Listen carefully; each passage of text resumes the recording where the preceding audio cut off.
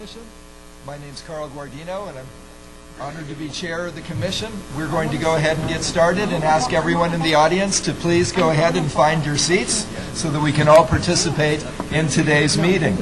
We're going to start, as always, with a roll call, if our staff can do that. Yet I would also warn those of you in the audience today that the speaker system doesn't have an automatic on-off button for the commissioners, so the audio-visual team will do their best to sleuth out who they think is going to want to speak, and we'll be on this ride together. So with that, we'll have our roll call. Commissioner Alvarado. Commissioner Cummings. Here. Commissioner Burke. Here. Commissioner Dunn. Here. Commissioner Hart. Here. Commissioner Cromer. Here. Commissioner Gilmetti. Here. Commissioner Inman. Here. Commissioner Medaffer. Here. Commissioner Tabaloni. Present. Mr. Guardino. Present. You have a quorum. Thank you, Doug. We are going to move forward with item 2, which takes 8 yes votes for action, and that is a resolution of necessity. Stephen Mahler.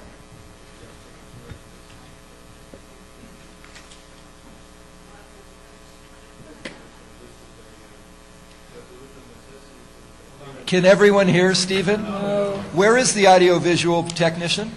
Great, thank you, sir. We will do our best to raise our hands, and this is from our staff table. Stephen Mahler on the end. There will be times when we'll ask you to turn off Stephen's mic, but this is not one of those times.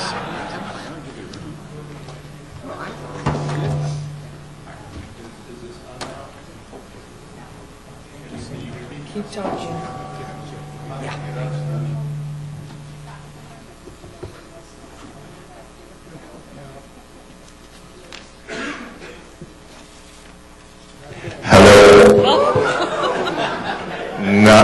Now it's working. For anyone with blood coming out of their ears, we do cover that. Stephen, let's back off the mic just a little bit. Okay, Commissioners, item number 2 is a resolution of necessity. It's via correspondence. The property owner's letter of objection has been included in the book item. It's part of the commission record. Staff recommends that you approve the resolution of necessity.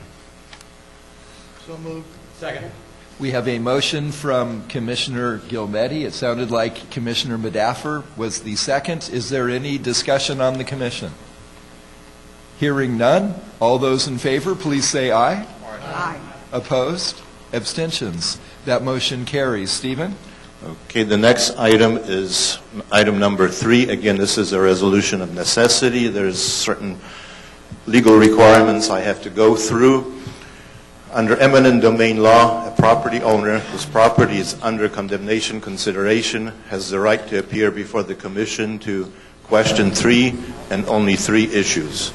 1, does public interest and necessity require the project? The property owner is not contesting this issue. 2, is the project planned and located in a manner that will be most compatible with the greatest public good and least private injury? The property owner is contesting this issue. 3, is the property necessary for the project? The property owner is contesting this issue also. The commission neither determines the amount of compensation for the property rights to be acquired nor deals with any other issue than the 3 just stated. Government Code Section 7267.2 requires the department to make an offer to purchase the property rights needed. The department has made the required offer. The department's property condemnation process includes review panel meetings to try to settle outstanding issues to which the property owner is invited. These meetings have been held. Code of Civil Procedure Section 1245.240 specifies 8 affirmative votes for commission approval of a resolution of necessity. The commission scheduled an appearance at the request of attorney John Peterson, who represented the property owner Rose Stein. Currently, the property owner is represented by attorney Eric Rowan. The property is approximately 3 acres in size, is zoned for freeway commercial, and is used as a scrap metal recycling center and warehouse. The property is impacted by a 550 $46 million freeway widening project on Interstate I-5 in southern LA County. The department needs 1.8 acres in fee, 0.15 acres in temporary construction easement, and 0.26 acres in temporary demolition easement. The property owner's main contention is that the project should be shifted to the north of the existing freeway, thus not affecting his property. The department's analysis indicates such a shift would affect more properties and require the state to purchase twice as much acreage as the current alignment. In addition, shifting the alignment would adversely affect other segments of the I-5 widening projects that have already been constructed or are currently under construction. District 7 Director Kerry Bowen is ready to present the department's position, to be followed by the property owner or his representative. Stephen Mahler, thank you for the overview. Welcome. And again, just for the record, for our taping of today's, if you could repeat who you are and who you're with. Good afternoon, Commissioners. My name is Kerry Bowen. I'm the District 7 Director. Today, I'm going to make a presentation, and I'm going to try to operate the clicker while I talk and turn pages, so we'll see how effective I can be. This is a resolution of necessity for VCJT property, more commonly referred to as Star Scrap Metal. This is the last resolution of necessity for the I-5 South Corridor project. The property is located on South Firestone Boulevard in the city of La Mirada. Okay. Whoop.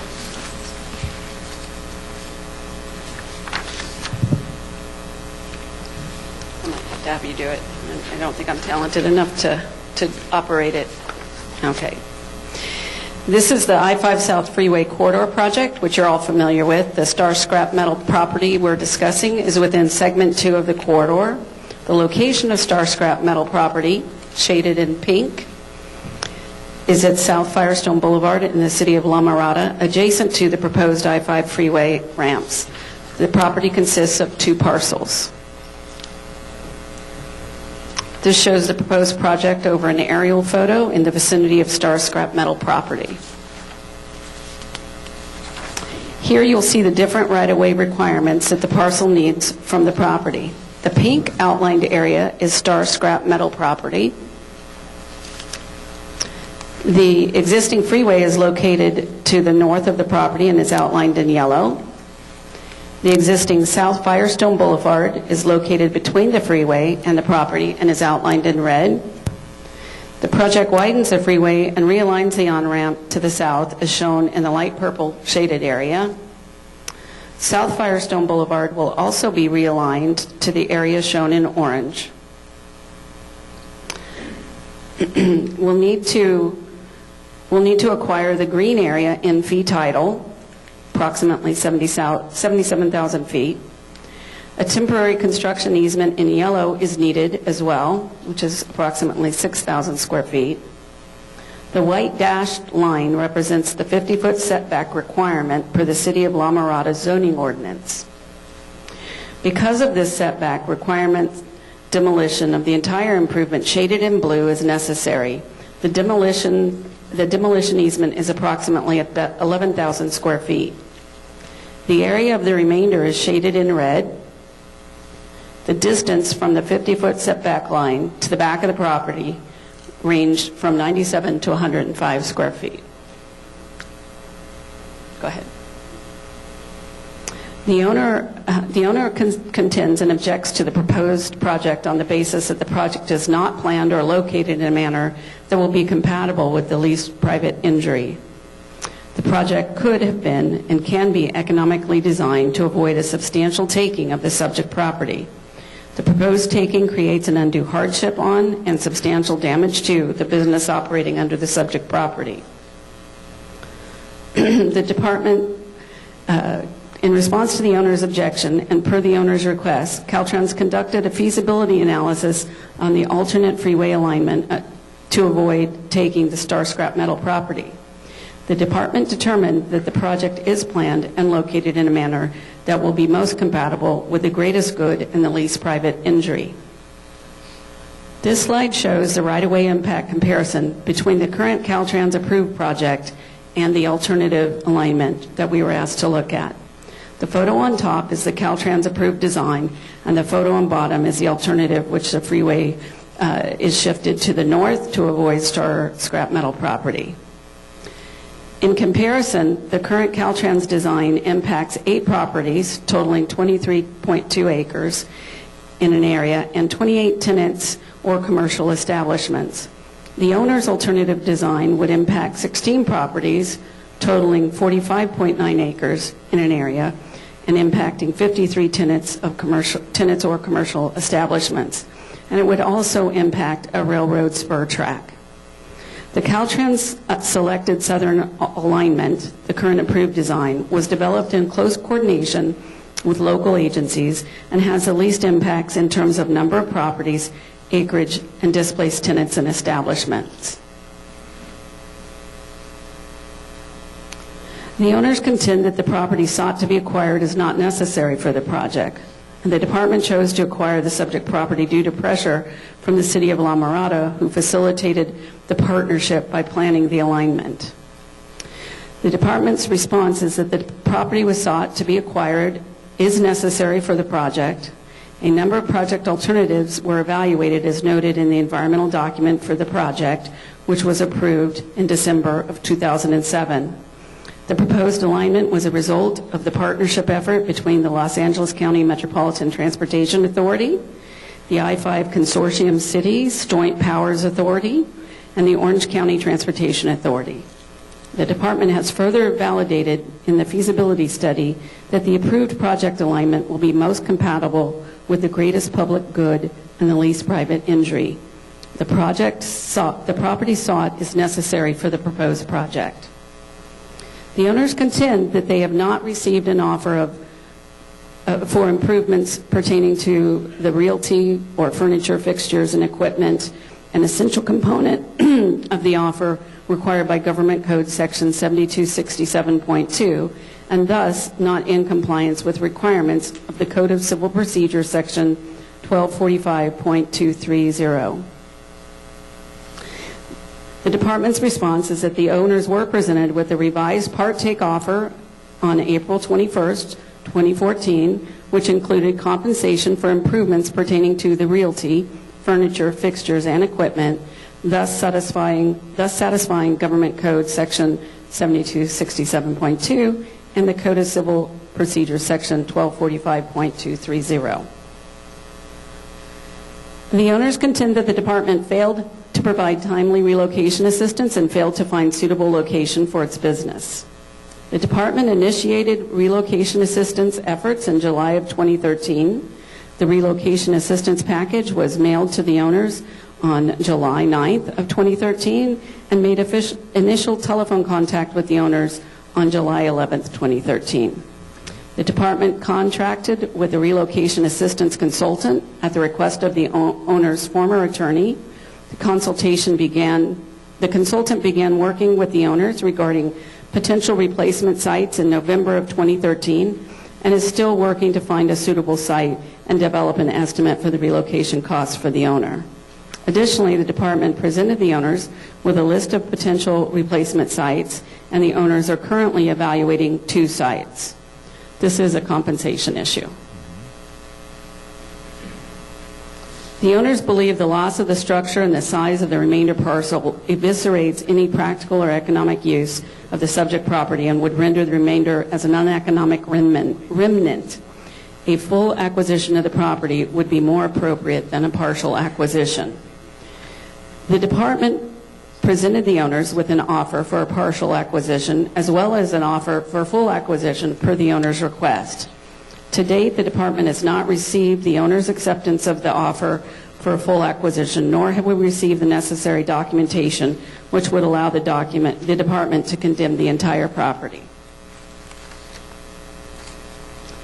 The owner claims the department has failed to negotiate in good faith as a result of its failure to make a proper initial offer of just compensation. The department has failed to fulfill its obligation to negotiate in good faith. The department has negotiated in good faith, and the offers of just compensation were properly made. The department began meeting with the owners in September of 2011. The department has been in active contact with the owners, including personal meetings, telephone meetings, electronic and postal mailings. Contacts made with the owners are summarized in the table as shown. The department has engaged in continued negotiations and remains ready and willing to negotiate. The purported failure to make a proper initial offer does not preclude the good faith dealings which have occurred to date. Thus, there is no failing to negotiate in good faith per Government Code Section 7267.2. In conclusion, the department has demonstrated that the public interest and necessity require the proposed project. This project is planned and located in a manner that will be most compatible with the greatest public good and the least private injury. The property sought to be condemned is necessary for the proposed project, and an offer of just compensation has been made in accordance with Government Code 7267.2. The department requests that the Commission approve the resolution of necessity for Star Scrap Metal property. Thank you. Carrie, thank you for the overview. Before we move forward, are there any immediate questions from colleagues? Seeing none. Stephen? Yes. Is the property, may the property owner or property owner representative please come forward? Sir, thank you. Ma'am, thank you. For the record, if you could identify yourselves as we tape these meetings so that there is all of these hearings available to the public. Sir, please. Good afternoon, Commissioners, and thank you for hearing from us. My name is Eric Rowan, R-O-W-E-N. I'm with the law firm of Greenberg Traurig, and I'm here with my client, Rose Starrow, who happens to be a 50% owner of the property and also the owner of the businesses that are located on the property. Thank you so much. Good afternoon, Commissioners. I'm a little nervous here, and I wrote notes so I wouldn't forget what I needed to say on the behalf of the company, employees, and my children.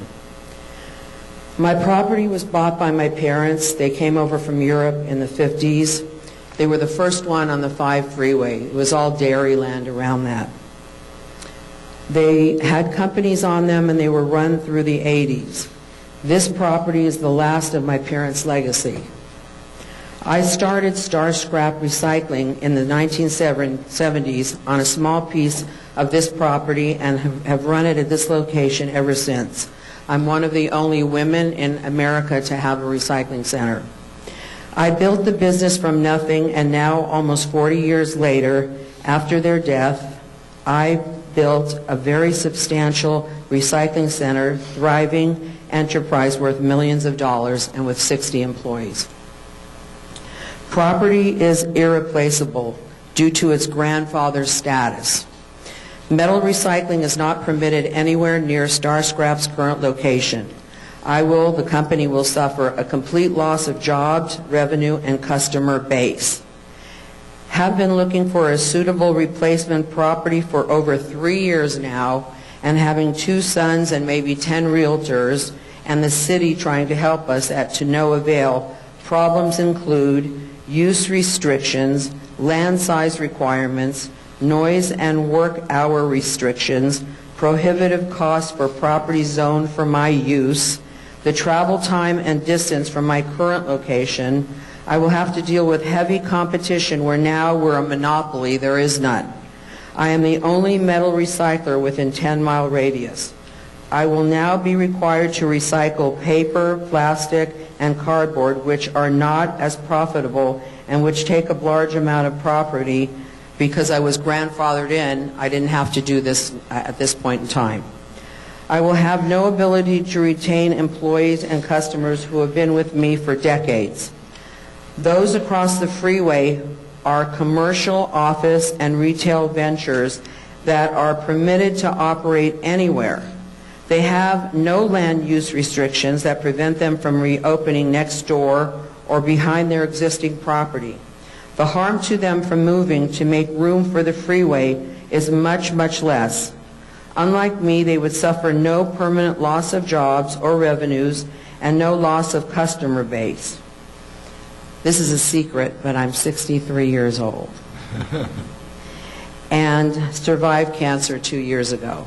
This has been very traumatic for my family and myself.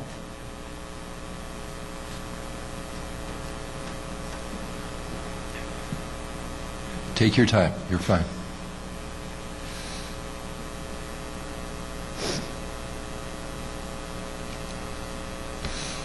Displacement is going to result in my having to start over with new employees and new customer base, overwhelming costs of new people.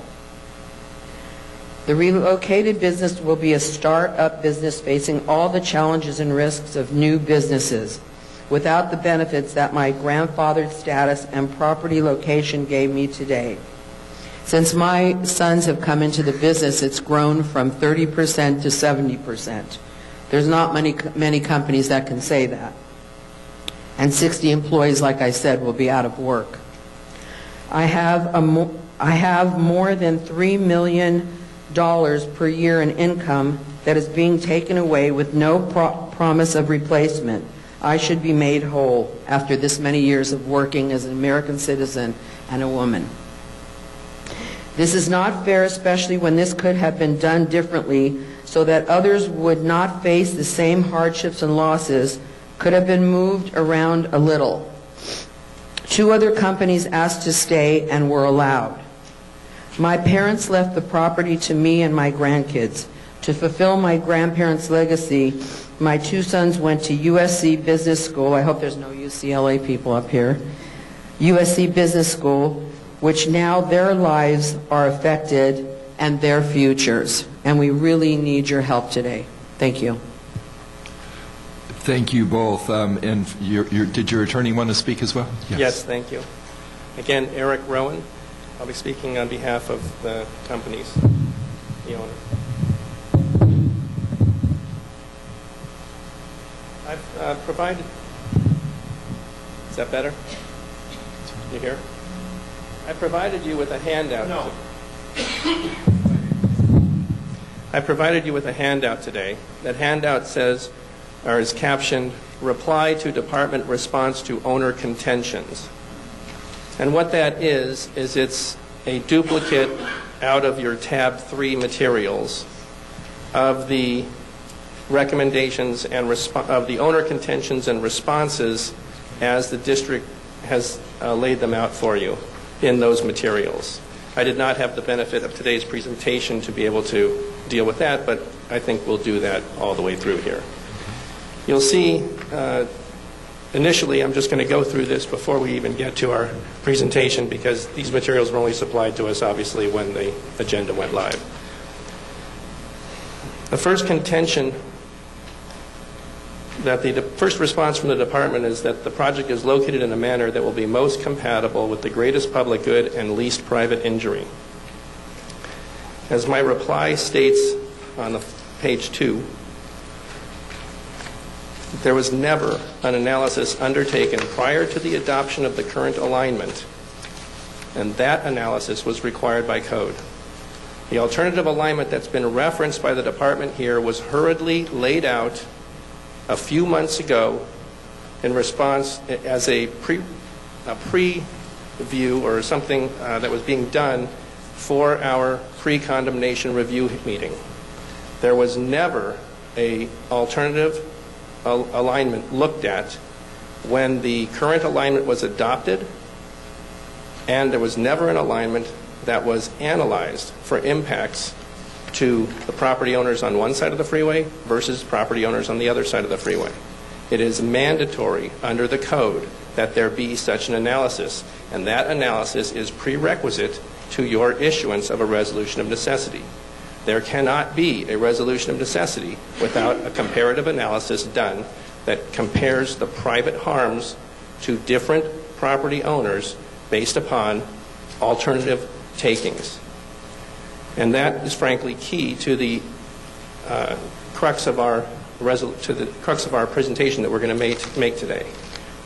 The alignments that they showed you were developed not by the owner as they've represented, but by Caltrans in response to our statements made for over a year that there was no alternative alignment for us to review or analyze, and there was no opportunity for us to present an alternative alignment because Caltrans refused to consider it.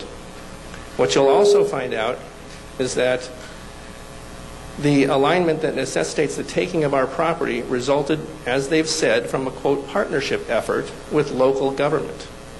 It had nothing to do with a comparison of private harms in respect to the different properties that could have been taken by alternate alignments. The city of La Mirada, as the materials that Caltrans has published demonstrates, wanted to eliminate industrial uses on the south side of the freeway. For that reason, Caltrans partnered with the cities and made an agreement with the cities to take the businesses on the south side of the freeway. Again, they did not compare the relative harms to the private sector when they made that decision. And that decision, by the way, was made prior to 2005 when the EIR was approved. We were called in for a design review meeting, and at that design review meeting, it is mandated, as I will show you, that we be presented with the opportunity to discuss alternative alignments that would allow for the private harms to be mitigated by imposing the harm on those who are less harmed than others. In our case, as you've seen and we will demonstrate, we are at the industrial side. Industrial properties are very difficult to relocate. The other side of the freeway are commercial and retail. Those are easy to relocate. Any of those properties can be put into any of the properties adjacent to them and into all of the remnant properties that are still going to be available after the realignment of the freeway. And by the way, just so that we're all on the same page, this segment of the freeway has not been started, and there is nothing to prevent Caltrans from realigning the freeway to deal with the relative harms, except, I suppose, at this juncture, time, because they've waited fairly until the last minute, although I understand they don't need our property for at least about a year. Third, the alternatives created by the department demonstrate that there is at least one and possibly more alternative designs that might have provided the same public benefit while inflicting much less private harm. Again, businesses on the other side of the freeway can be relocated. All those jobs can be preserved. All those buildings can be preserved. All those businesses can be preserved because they can relocate anywhere on the other side of the freeway. In fact, they could relocate on our side of the freeway if they so chose. Our businesses are barred by zoning and land use restrictions from reestablishing themselves in the area. Finally, without the benefit of the mandated comparison, this commission cannot know if the taking is necessary or in conformity with the law that mandates imposing the least private harm, whereas here, the public good will remain the same. We understand the freeway will get widened. There's no question about that. However, whether they take our property to do it or properties on the other side that are much less harmed is the question that needed to be analyzed by Caltrans and was never analyzed before they adopted the alignment that takes our property and set it in stone, as you will see. The reply to the next issue is on the next page. And there they say that the property is necessary for the project. However, their response to the owner's contention is a non sequitur, except that they admit that the alignment did not involve input from the owners and instead resulted from their partnership with the local governments.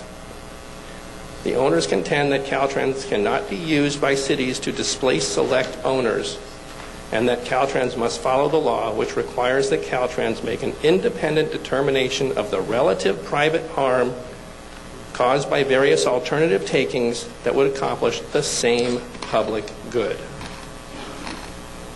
The third reply is that the department, we contend, has failed to provide timely relocation assistance. It is true that the department has provided a relocation consultant, their expert in relocation. However, that expert has determined that all opportunities at relocation to date have been exhaustively examined and don't work.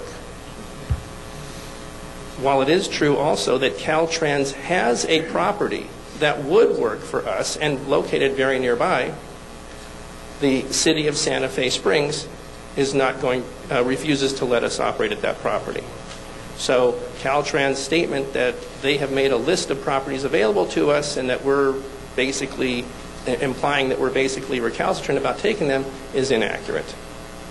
We have looked into every one of these, and Caltrans' own relocation expert has determined that we've exhaustively reviewed and analyzed the opportunities.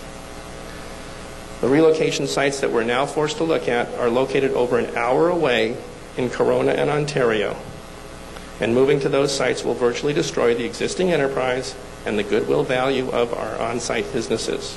We will not retain a single retail customer. No one is going to drive over an hour to deliver their scrap metal. The next reply,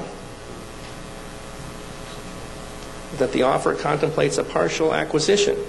And they say, why? Because they contend that we failed to provide the Caltrans with consent to a full take.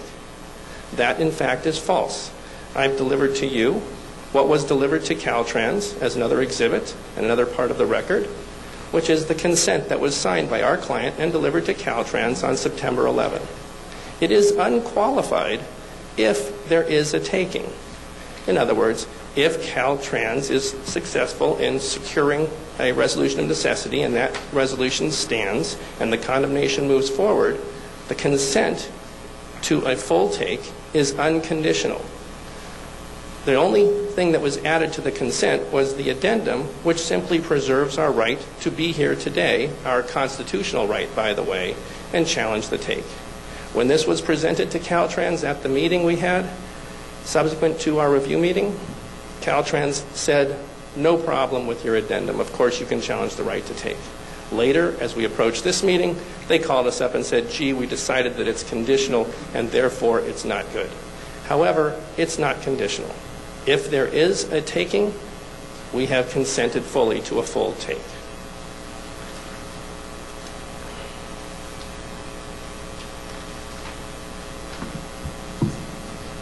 Finally, they contend that the owners are saying that we didn't receive an offer of compensation.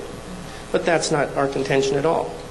What we've contended is that we've not received an offer of, quote, just, close quote, compensation as required by law.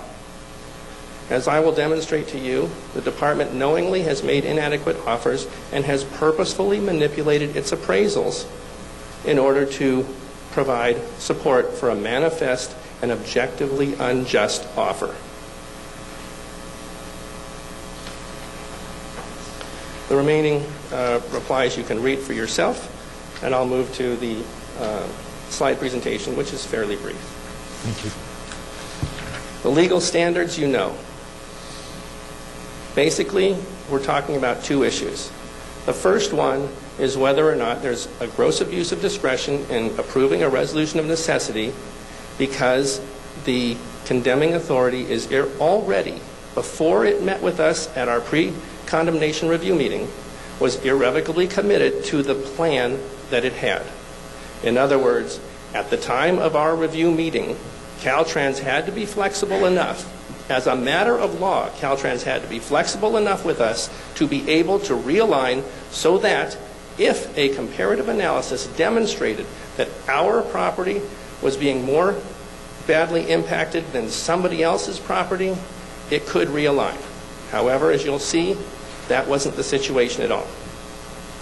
A resolution also will be overturned where an offer of just compensation has not been made.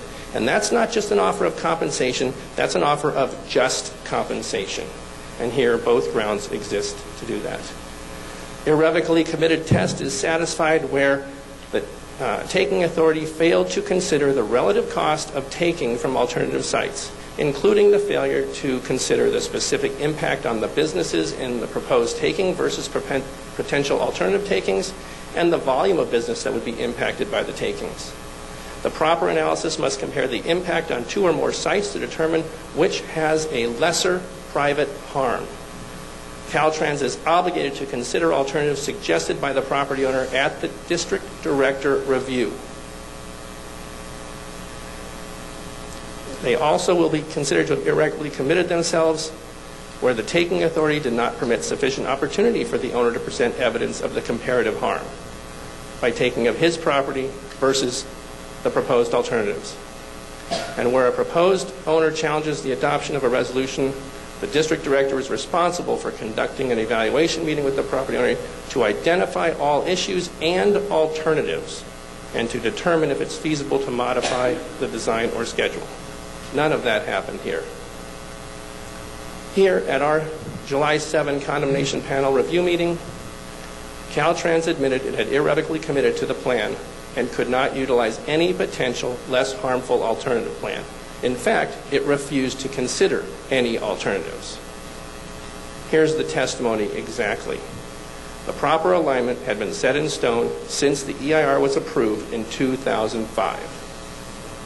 Concept A, which is what the alternative arrangement that they were talking about, was not possible at the time they met with us. In fact, it had been created to show to us at that meeting, and they created it only to tell us that it wasn't viable and as an effort to try and demonstrate as an afterthought that that even if they had done what they were supposed to do, it wouldn't have worked.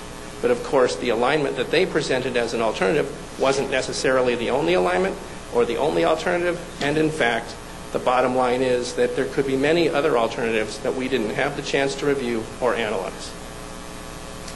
Caltrans conceded that it has not considered the relative impact on the business in a proposed alternative taking, i.e. any taking on the other side of the freeway. Did you analyze the respective private harm?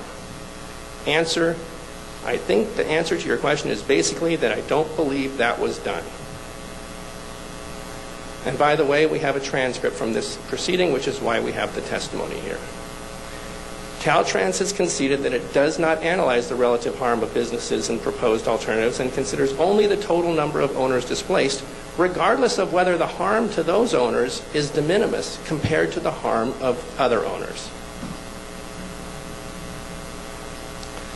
Not only did Caltrans not do the analysis at the time of its hearing with Starscrap, Caltrans took the position that it was too late for any analysis of the relative harm of possible alternatives.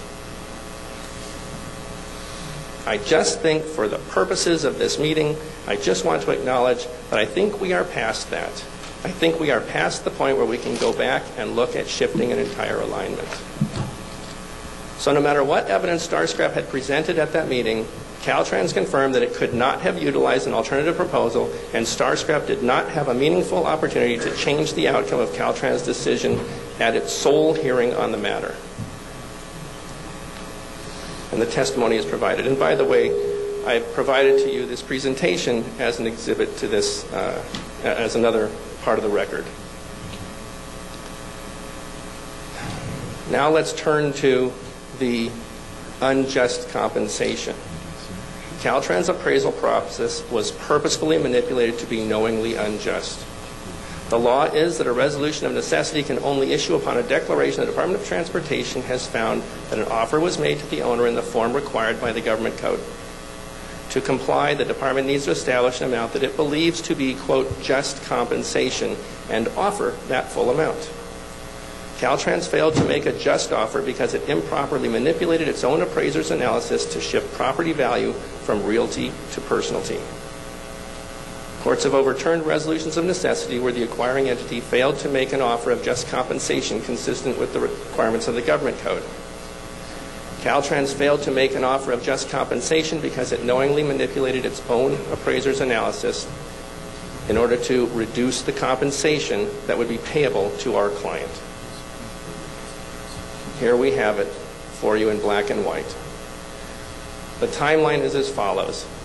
On May 22, 2013, an appraisal was done of the realty showing total value of the property of $5 million. On May 13, the appraisal was approved as just compensation. May 31, I'm sorry. The report was delivered to the owner in June 2013 along with a contract that the owner would have signed to take $5 million as total compensation. I'm almost done. Thank you, Mr. Rowan. I apologize, but this will be important. On January 19, 8 months later, after that offer was not accepted, Caltrans got around to valuing FF&E, furnitures, fixture, and equipment. The fixtures, of course, are part of the realty and should have been included in the prior appraisal as part of the realty cost and the reimbursement for realty. Their FF&E expert, this is Caltrans' own expert, determined that the fair market value in place of the equipment, furniture, fixture, and equipment associated with Star Scrap Metal was $1.435 million. They determined that the Mr. Rowan, I'm going to give you 2 more minutes. FF&E for Metal Depot was $716,000. On February 26, Caltrans caused its appraiser to shift, not to change any of the values that were given for the furniture, fixture, and equipment, but to move fixtures in the property from realty to personalty in its appraisal without telling anybody. And they reduced the fair market value for the Star Scrap money by $1.118 million to $317,000. The person who did that is a reviewer who writes in a letter that he signs for approval stating that he's not an expert in appraising approvals pertaining to the realty. He then moved another $17,750, reducing the total compensation from $1.435 million to $299,000. Did the same thing with respect to Metal Depot, reducing that one by $62,000. The result is Caltrans' appraisal knowingly understated the fair market value by millions of dollars, and therefore Caltrans' pre-condemnation offer was knowingly unjust. I don't need to recap. You've seen that. Bottom line is, Caltrans irrevocably committed itself to the proposed taking before giving Star Scrap the opportunity to propose and present alternatives. Caltrans failed to conduct an analysis of the relative harms of the proposed takings. Caltrans acknowledged an alternative alignment, but failed to consider it as a legitimate option. By Caltrans' own admission, it was too late to implement that or any alternative at the design review meeting. Caltrans manipulated its own experts' appraisals, intentionally deflating the FMV of the realty in order to artificially reduce its compensation obligation. Caltrans made an offer of compensation that it knew was not just compensation as required by the code. No resolution of necessity properly can or should issue. The point here today is that we are urging you not to adopt the resolution of necessity, but also to recognize that, as the district has said, the district is asking us and still working with us to try and resolve this. Even if you're inclined to do something, I would suggest you table this to the next meeting. Thank you. Eric, thank you. And we may have comments or questions from the Commission. Commissioner Dunn, I think it's always harder when we don't have a light to flick on. So, sir, Commissioner Dunn, 2 to my left, your right, and Commissioner Fromer after Commissioner Dunn, who is 2 to my right, your left. Let's start with Commissioner Dunn, please. Thank you. And thank you, and Commissioner Burke. Stephen, this is really for you. So we need his mic on, I think. I'm sensitive to the business issues. Compensation clearly is not our bailiwick. That's not what we can assess here. But I'm very interested in the business side. This is an unusual industrial use of the property. Why didn't Caltrans make an offer of full take on this? What's happening with the full take aspect of this? My understanding is that Caltrans is more than willing to do a full take, but they need the property owner's acquiescence to take the piece of property that's not necessary for the project. Isn't that what this is, though? Isn't that what they just shared with us? I believe, there's only a date here of July 8th. I don't know what the other dates are. And according to Caltrans, there's an addendum attached that was not part of what Caltrans presented to them. Could Caltrans please respond to this? Yes. And please identify yourself for the record. I'm Andy Nierenberg, Deputy District Director for Right-of-Way in District 7. I was present when the consent to condemn excess was presented. However, upon review, before we moved to this meeting, our headquarters legal felt that it was sufficiently constrained that it didn't give us a full consent to condemn, that it wasn't a full unrestrained consent to condemn.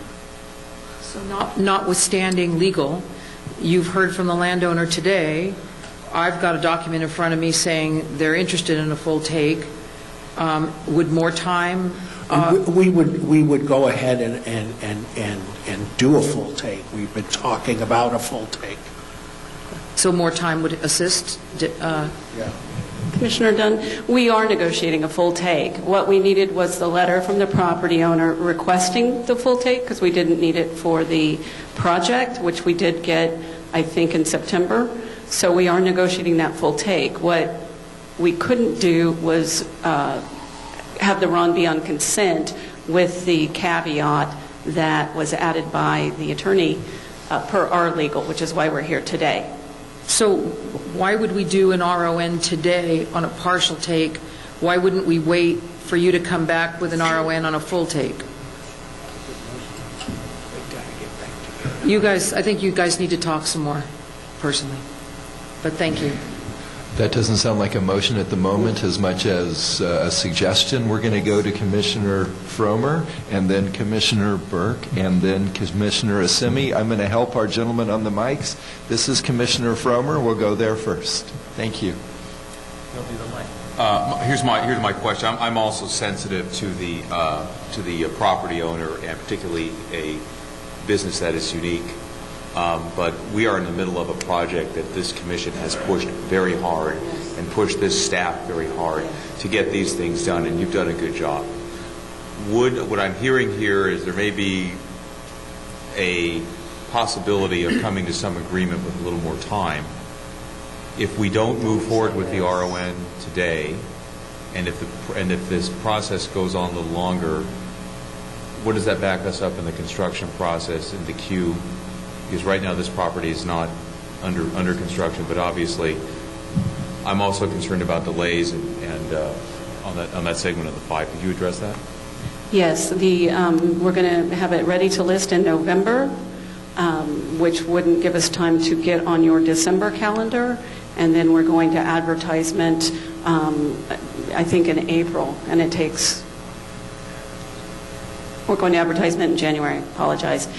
And it doesn't preclude us, if we get the RON on the partial take today, it does not preclude us from continuing to negotiate on the full take. Okay. Do we have counsel here? Do you want to opine on that, Counselor? Yes, I would like to. The consent, first, let me state my name, yes. Lisa Bram, Assistant Chief Counsel at the Department of Transportation. And the consent that Counsel referred to earlier is conditioned upon obtaining the RON today, meaning the full take consent. So we need the RON in order to utilize that consent to go forward with a full take. In and of itself, it would require that we have the RON. That's my understanding. That makes no sense. Exactly, which is why it puts us in a position that we can't go forward with a full take unless we have their full unconditional consent. Commissioner Dunn, it sounds like you wanted to comment. I am in alignment with Commissioner Fromer on the importance of moving this project. So many of our commissioners have worked very hard and would like to see this move forward. But our next commission meeting is December, what's the date? December 10th. And based on that, I think 2 months to line this thing up, considering the uniqueness of this property and the issues that were raised by the landowner today, I would move that we bump this to our next commission meeting. Please wait. There is a motion by Vice Chair Dunn. There's a second by Commissioner Medaffer. So we have a motion and a second established to wait till our December 10 meeting to provide more time to negotiate. You may now comment. Yes, I just wanted to ask what specifically other issue, other than the issue of the full take, or was raised that you would like to be addressed? I would like to see a resolution of necessity in a perfect world that would include the full property and not just a partial take on the come that you're coming back with another partial take in 2 months, if I'm thinking that that's your strategy. I would like to see the whole thing before the commission so we get the full breadth of the issues before us. We're going to hear from Commissioner Burke and then Commissioner Assemi. Commissioner Burke? Oh, and young man, Commissioner Burke is four away from me. I have a number of questions. Now, Commissioner Burke, can you scoot your microphone a little closer to you, please? Thank you. I want to clarify what you said. Are you saying that unless you have the partial taking today, you cannot go forward with the full take? No, of course. If we have an unconditional consent from the property owner that's not conditioned on us obtaining the RON today, that they will agree to a full take, then of course we can go forward with a full take. Can we get a stipulation here today that they will agree to the full take? Unconditional, Your Honor. Unconditional. Yes, that, other than, of course, their right to seek further compensation, which they always have that right. But that they would not obviously object to the RON. Well, what is concerning me is that you might delay moving forward with making many of these evaluations and resolving a number of these questions based upon the fact that you don't have a consent. How would you resolve that so that you're able to move forward and give the necessary evaluations and compensation reviews and appraisals? Obviously, you're going to have have you done appraisals on full take? Let me give that to the okay. appraisal. Yes, we do have appraisals on a full take. We're also working on making sure that those values are valid, up to date as of today. You're going to update those? Absolutely. So we're not putting anyone in any difficult position if we put this over on the issue of the full take and take no action today on the partial. Well, it puts us in a difficult position because we cannot get a right-of-way cert, and therefore we cannot advertise till so many days after. It pushes the project construction 2 months because of the next meeting, at least. Well, I don't see that there's really a solution other than for us to, we know we need to have a full taking. And I think that someone needs to get together and figure out a solution on that. I mean, you're not asking for an immediate possession on this at this point, but you certainly, as a matter of course, often do that. So that in between now and December, if all issues are resolved and you're concerned about construction date, you will immediately request immediate possession and you'll make the deposits. So that's one question I have. The other question I have in terms of the statement that's made by counsel in terms of whether there's been a realistic relocation proposal is he says the only relocation that's being proposed is an hour away. Is that correct? I believe that the site that's most practical from a size consideration was an hour away. There was another site available that was much closer. However, the size would require 2 sites to operate the business in close proximity to its current location. You mean the 2 individual sites or 2 separate locations? 2 separate locations. 2 separate locations. If they had a main site near their current location, they would need another location to operate many component parts of the business. Well, I really think you need to reevaluate, get some relocation assistance people on the ball on this also. May I address that as well? Sure. I believe that it's clear from the efforts that was shown in the PowerPoint of all the properties that were given and considered by the property owner, that the department has engaged very extensively in attempting to find relocation sites with the property owner. And they, in fact, have even stated that they have themselves been very much engaged in the relocation process. But the reality of it is not every business is relocated as a result of condemnation. And then that results in a compensation issue. It becomes a total loss of the business, a total loss of goodwill, perhaps. And that is something that can be compensated for in the lawsuit or in the litigation or settled, whichever way.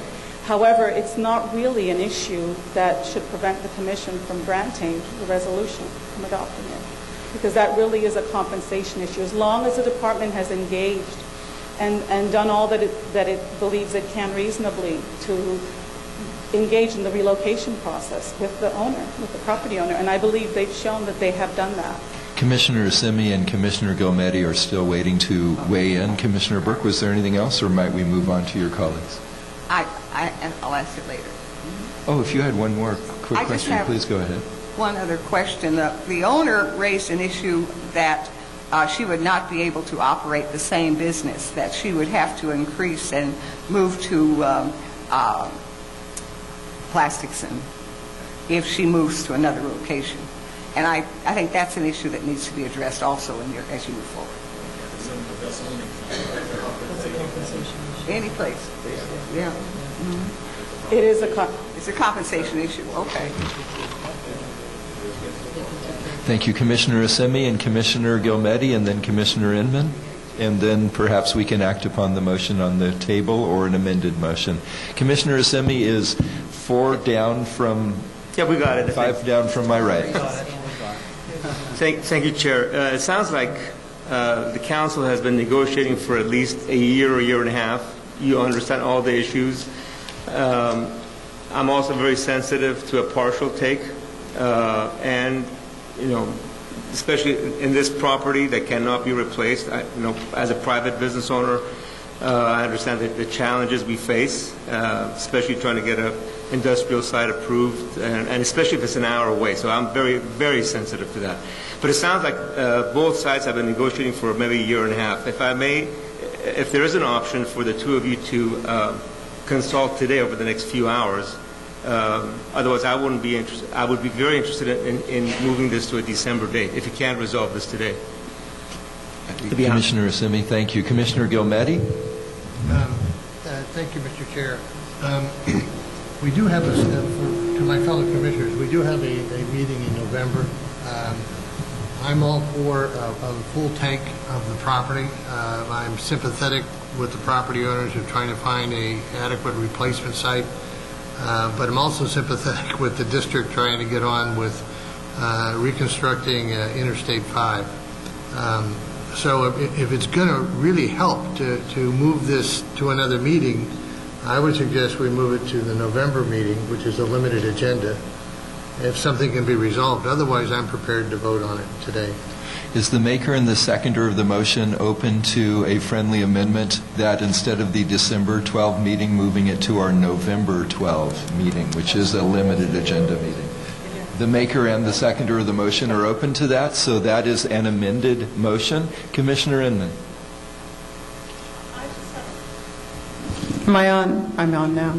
On this acquisition of excess property release document that we got, there's one signature line that's missing, so I'm not sure what that means, but just depending on who's on the chain of title here, when there's one line that isn't signed, it would make me nervous. Was it a fully authorized document? Yes. The attorney on record, Eric? Thank you. 2 comments. One, the missing signature was supplied previously without any of the addendum language before, so you already have their unqualified consent. Secondly, there is no qualification to the consent. We are contesting the right to take. If we lose that, that's all that addendum says. If we lose the right to take issue, we have unqualifiedly consented to a full take. So this is improper in terms of it being a partial take hearing. And the third thing is, we have not been negotiating for a year and a half. We've actually been negotiating in earnest for about a month. And as a result, I do believe that if we went over to the December meeting, we would actually have some real opportunity here. Thank you. We have a motion and a second. Is there, yes, I'm sorry, Commissioner Inman. I had one more question. So the alternative sites that were proposed, do those have the proper zoning? So are they really alternative, or they're size-wise comparable, but the zoning isn't there? Before I pass the mic, I also would like to respond to the consent letter that we have. We don't have both parties' signature on that uncontested consent letter. Well, that'd be a little...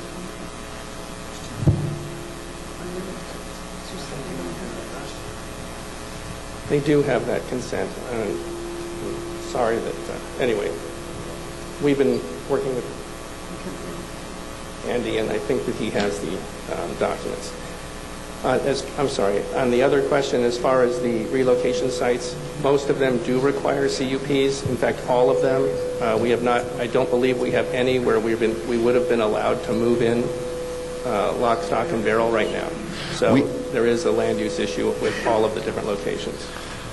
Thank you, Mr. Rowan. We have a very full agenda, and I think we've had a chance for all commissioners who wanted to weigh in to do so. We do have a motion and a second that we move this to our November 12 meeting, allowing the parties to continue to negotiate. That was an amended motion from moving it all the way to December 12 to try to be sensitive to District 7's fine progress on this important Highway 5 improvement.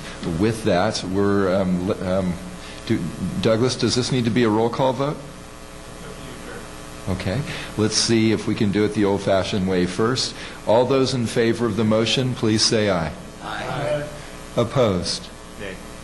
There's one in opposition. And any abstentions? Then I believe that passes. Doug, the count on that? 9-1. We want to thank all parties concerned.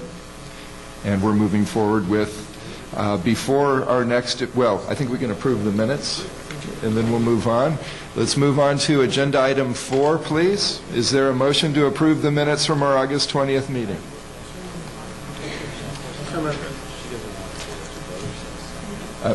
Okay, Commissioner Medaffer made that motion. Is there a second?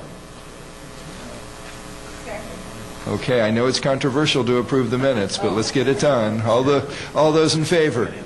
Opposed? Abstentions? Before we go any further, we are thrilled to be back in Glendale, California, and we would welcome the opportunity to be welcomed to Glendale, California. I believe we have some leaders here in the region, both from Metro as well as in the local community, to greet us. If you could identify yourselves as you do so. Yes, thank you. I'm Councilmember John Fasano with the City of Duarte and a board member of Metro, the second vice chair. So I wanted to take this opportunity to welcome you to Southern California. We certainly appreciate the tremendous partnership that we've had with CTC. We know you've been extremely supportive. I think since the last time you've been here, you've allocated more than $650 million to our region.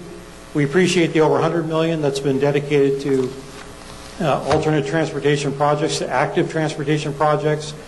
We certainly continue to build a multimodal system here in Los Angeles County. You've helped us with the Downtown Connector project that recently broke ground. We're actively constructing the Crenshaw project and the Gold Line Foothill East Extension project. So we appreciate all the efforts that you've done. And I also want to put in a word from San Gabriel Valley, just our thanks for your support for the Alameda Corridor East. It's been a great project. You've provided over $450 million in Proposition 1B funding to that project. It's been vital to goods movement, and we thank you for your support there. You know, traffic in Southern California is a beast. It's it's not just point A to point B. It's point A to any number of concentric circles. So you've helped us to make mobility improvements.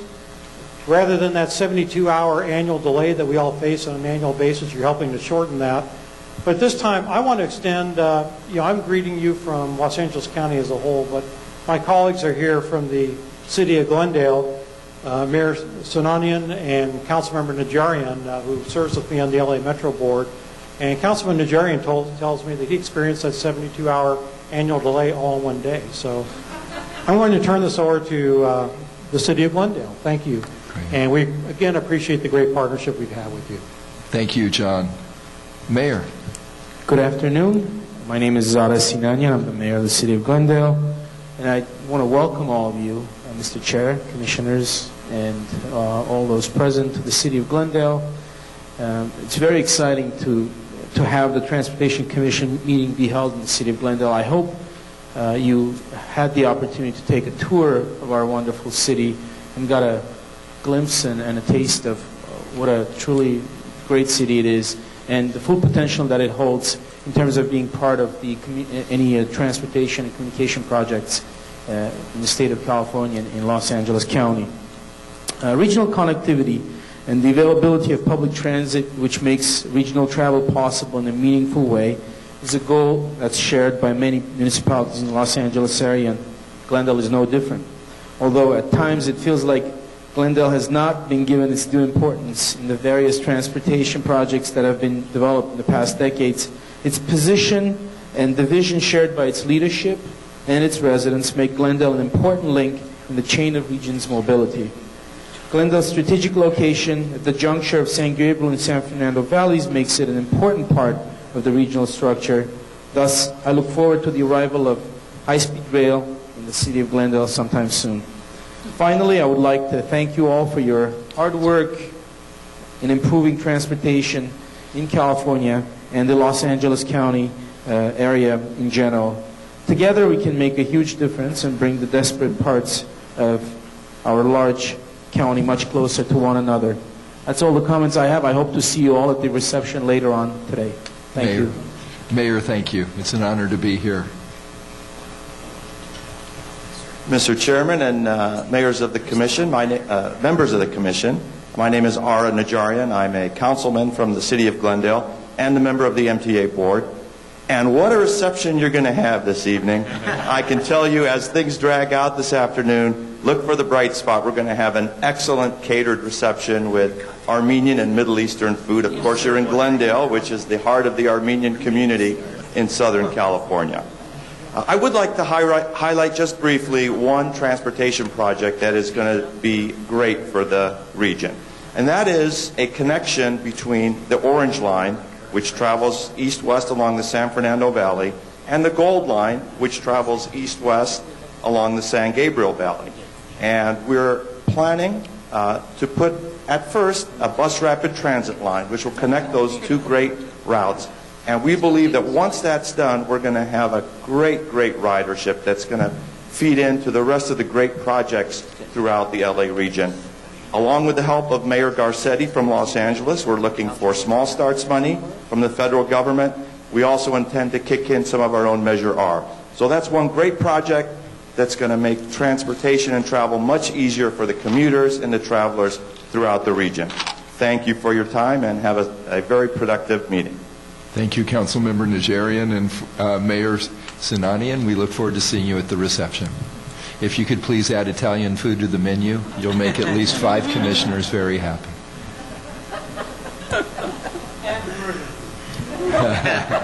Any other requests on the menu this evening? Seeing none? That is perfect. Let's move on to our Executive Director's report. Andre. Thank you, Mr. Chair. Commissioners, I have one item for action today, which is updating the calendar for 2015. We've changed the meeting date, the January meeting. The calendar now shows the meeting will take place on January 22nd and 23rd. We expect the meeting to be really on the 22nd, but the evening of the 22nd, you're invited to a WTS Annual Awards and Scholarship Dinner, which is immediately following your meeting. So the WTS has asked that we extend the invitation to you to attend and participate. So we changed the meeting time to align with that. So this is an action item. I would like a vote approving the change, if you don't mind. Second. It's a motion by Commissioner Caprioni, a second by Commissioner Medapper. All those in favor? Opposed, abstentions, that passes. Thank you, Andre. One other item of interest to all of us that I would like to mention is that, and you may want to take an action on this too, is one of our star employees has decided to move on to the other side, or to the greener pastures. No, it's the greener. You know, it's always greener on the other side of the fence, right? So please, I just wanted to mention that Mitch Weiss has accepted a promotional opportunity with the Transportation Agency.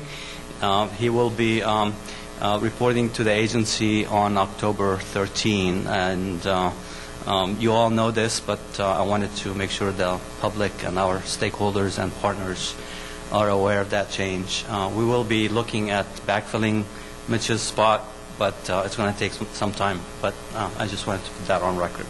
And I wanted to really extend my deep appreciation and thanks, and the best wishes for Mitch as he moves forward into his new arena, and I look forward to him really taking care of us. Thank you.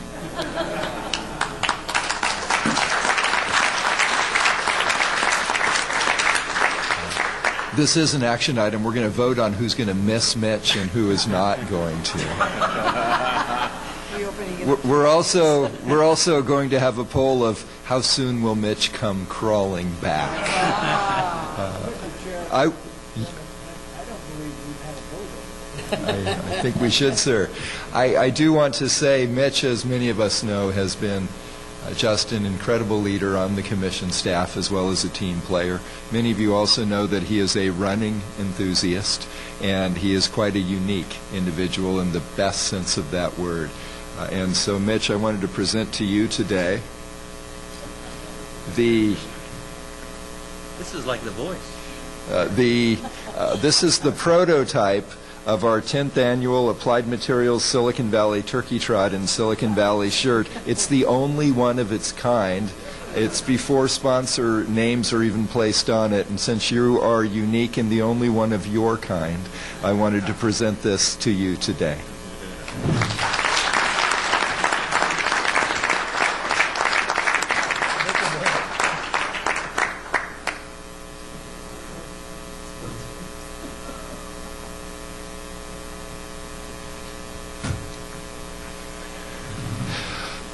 Would any other commissioners like to speak? Yes, there's several would like to take this opportunity to blast Mitch and have his performance review now here publicly. We're going to go to Commissioner Fromer, who will raise his hand so that the gentleman knows who he is, and then after Commissioner Fromer is Commissioner Art, immediately to the right of Commissioner Fromer.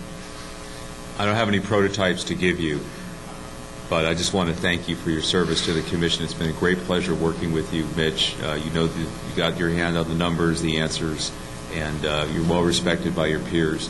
Good luck up the Commission. I noticed that Brian Kelly didn't show up today because he knows I'm very upset with him for poaching our star talent. But we wish you well, and we know we'll be seeing you again in future meetings. My thoughts are a little more pragmatic.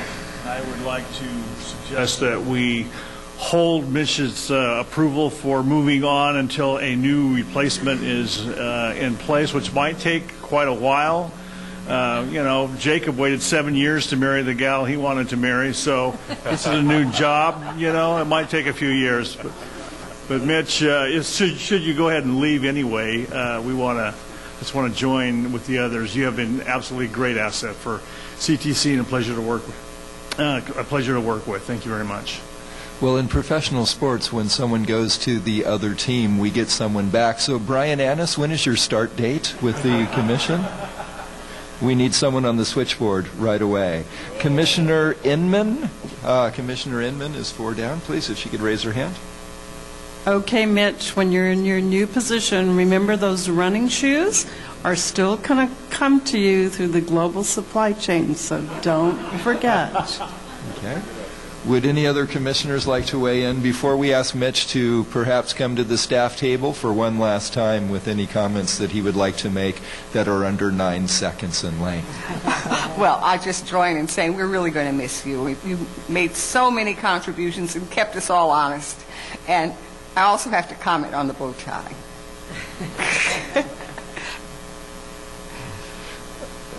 Executive Director Boutros? You? Okay. Seeing no other commissioners, yes, I do. Commissioner Assemi, who just raised his hand. Mitch, also thank you for your many years of service. It's been a pleasure working with you, and best of luck to you in your new endeavors. Well, I believe I've heard from the slimmest of majorities that it's been a pleasure to work with you, Mitch. And we'd like to give you a chance to say goodbye. Well, I just really want to thank everybody, not just for the kind words today, but really the opportunity to work for you and with my coworkers here. I don't know that I've ever had the opportunity to work with a smarter, more hardworking group of people and I really include my coworkers and the commissioners in that, an opportunity to learn from so many people. I look forward to continuing that at the agency. Thank you. Will you all join me in thanking and celebrating Mitch?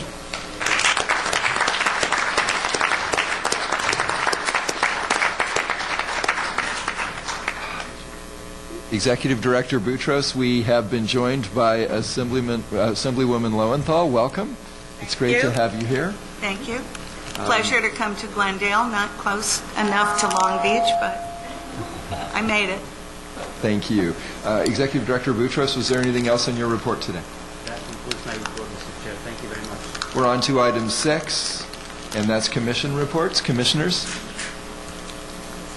Yes. Vice Chair Dunn? Whoops, thank you. That's all right.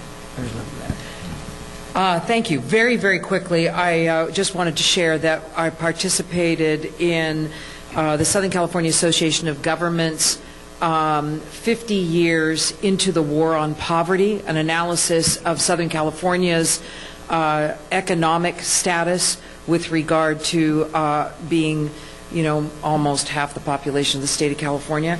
And I shared with the commissioners today a briefing book, which you can also find online at SCAG, just the quick statistics, so interesting to us. Southern California is so different from Northern California in so many respects, but 1 in 4 of our children are in poverty. About 3.2 million people in poverty in this 6-county region of Southern California. Education attainment is critically our long-term agenda, but the short-term agenda is getting folks employed, and the top industry sectors for employment: construction, logistics, advanced manufacturing, healthcare, technology, and business services. So I share all that with you because the work we do at the Commission is so well connected with the work that's being done at SCAG in the economic analysis with logistics and construction at the top of the list. So thank you, Mr. Chair. Just wanted to share that with you. And thank you for bringing copies of that, Vice Chair Dunn. I'm not sure where mine or others are, but I'm sure you'll make sure that we have them. Are there any other commission reports today? Commissioner Inman. I just wanted to share that I participated in my day job at the Federal Maritime Commission work session on port efficiency, and we are having challenges currently in terms of changes in our supply chain. We're in the midst of figuring out what's going to happen with our chassis, and we also have issues regarding to the changes with our carrier alliances, and cargo is coming to us a little bit differently. So Chairman Mario Cordova hosted a work session. It was really great to bring lots of the different members of the supply chain together to sit down and talk about what might be. Thank you, Commissioner Inman. Any other commission reports? Yes, and again, welcome, Assemblymember Lowenthal. I don't know if you mentioned it earlier, but I did attend the status groundbreaking event for the Gerald Desmond Bridge, which of course we are all very involved in, and it was very exciting to see how much progress has been made. The amount of work that had to be done delayed the project. As you know, they they found something like 150 randomly dilapidated capped oil wells from the early 1900s. And not knowing they were there really delayed the project, but now they found them, they're done, and they're moving forward. Thank you, Assemblymember Lowenthal. Seeing no other commission reports, commissioners' meetings for compensation. This is an action item. Is there a motion? Second. Motion by Commissioner Taglioni, seconded by Vice Chair Dunn. All those in favor? Opposed? Abstentions? That passes unanimously. And reports by the Deputy Secretary, Brian Annis. And first of all, apologies for that Mitch Weiss thing. We are certainly looking forward to having Mitch on board, and I know he has vast experience here with the CTC and how you operate as well as Caltrans, so very much look forward to having that expertise at agency. And it is within the agency family, we'll maintain it. A couple other things I wanted to mention. Last week, the governor signed a couple pieces of legislation that I think will create quite a bit of workload, but also I think very much beneficial results for our transportation system and perhaps ultimately funding. And that's Senate Bill 486. And that's the legislation that adds quite a few new duties for the CTC. That requires Caltrans to build into the SHOP program an asset management plan as guided by the CTC. Also requires the CTC to take a look at the interregional transportation strategic plan as well as the projects that are programmed in the interregional STIP. And I believe the Commission had endorsed that bill, and I know it also benefited going through Assemblymember Lowenthal's committee, and we look forward to working with you on that. And the second one, of course, is Senate Bill 1077 that establishes a road usage charge demonstration program and places with the CTC the responsibility to lead a technical advisory group of, I believe, 15 individuals from varied fields that will look at that for feasibility as something that could maintain our transportation revenue as we're looking forward to more fuel-efficient vehicles and, because of that, declining gas tax revenue over time. I also wanted to mention a bill that the governor signed last year, Senate Bill 743, and I look forward to the upcoming discussion on that later in this agenda. The administration believes the 743 is going to have some major benefits for environmental quality, but also importantly for transportation. Caltrans and the agency have worked closely with the Governor's Office of Planning and Research as that bill was going through the process in the legislature and also as this first set of draft guidelines has come forward. Chris Ganson and Chris Calfrey from the OPR will give you a more detailed survey in a few minutes, and Kome Ajise from Caltrans will also speak, but I wanted to just highlight a few of the transportation benefits that we see with that legislation. SB 743 will better align the CEQA analysis with our full use of existing transportation assets. And what I mean by that is that legislation encourages new development near existing major transit. And by doing that, we're encouraging new development in areas where we already have a robust transportation system with transit, roads, bike and walk facilities. And to the extent we can use those more fully, we're going to benefit through reduced capital and preservation costs going forward and not having to incur as many future expenditures. Secondarily, in terms of new highway infrastructure, the current draft guidelines encourage the use of managed lanes for new investment on the highways.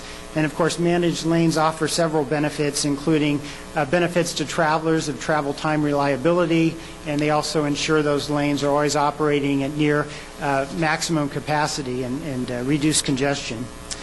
So I understand after the panel we'll be able to hear from some other organizations, from some cities that have been looking at this, and The agency's heard from several cities indicating that the current CEQA process has been somewhat onerous when they're looking at things like dedicated bus lanes, and they see this as a CEQA streamlining, if you will, to facilitate those types of investments. So I want to compliment OPR. I look forward to their talk, but also compliment them on taking quite a bit of time with public outreach.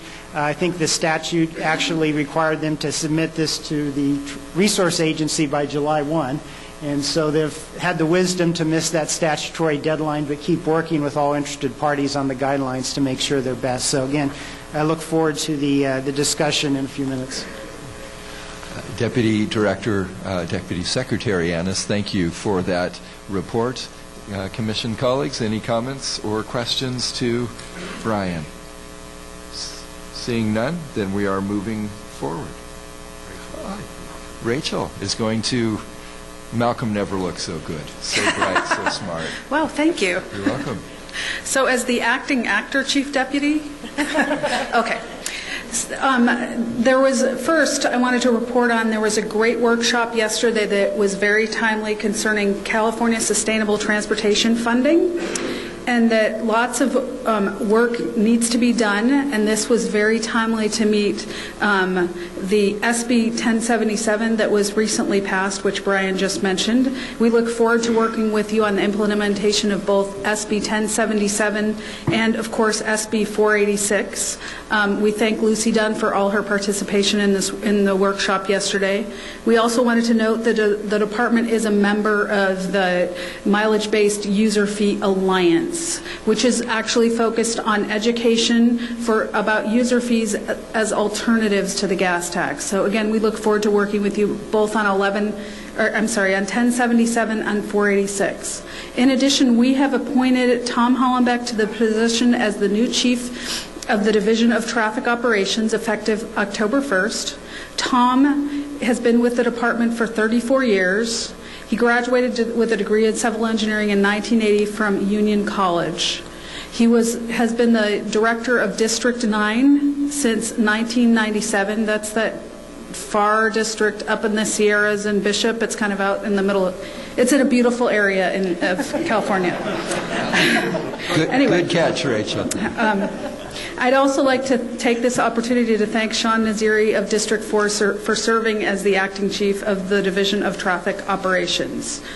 In addition, as far as a few notable things, on September 29th, the department opened the US 101 HOV lane, which is a project in Santa Barbara and Ventura counties. It's part of the HOV lane system that will also be in Santa Barbara. It was a $101 million project segment as part of the entire corridor, which is to construct operational improvements and reconstruct interchanges and add HOV lanes. One thing notable about that, it also included a pedestrian and bike path tunnel undercrossing at La Conchita, allowing safe access to the beach. Also on October 1st, Caltrans District Director Carrie Bowen attended as a speaker for the Port of Long Beach Milestone event, celebrating the construction of the Gerald Desmond Bridge project foundations. This is a renewed effort to move the project forward with this strong partnership after a year of delay on that particular project. A few notable agenda items. We are going to have a presentation, which you guys are all aware of, on SB 743, and Kome Ajise from the department is going to be presenting on behalf of the department. We have been working with OPR very much on this, and he will give the department's perspective. Kome will then be giving an update on the draft California Freight Mobility Plan, so we're closing in on the December 31st due date to legislature, and I believe you guys will be giving us comments at today's meeting. And then finally, Carla Sutliff, our chief engineer, will be discussing cost estimate performance related to your concerns on supplemental funds. And we look forward to this discussion today and then meeting with you at a workshop in the future. And that's it for any comments today, unless you have any questions. Questions of Rachel? Seeing none, we are moving.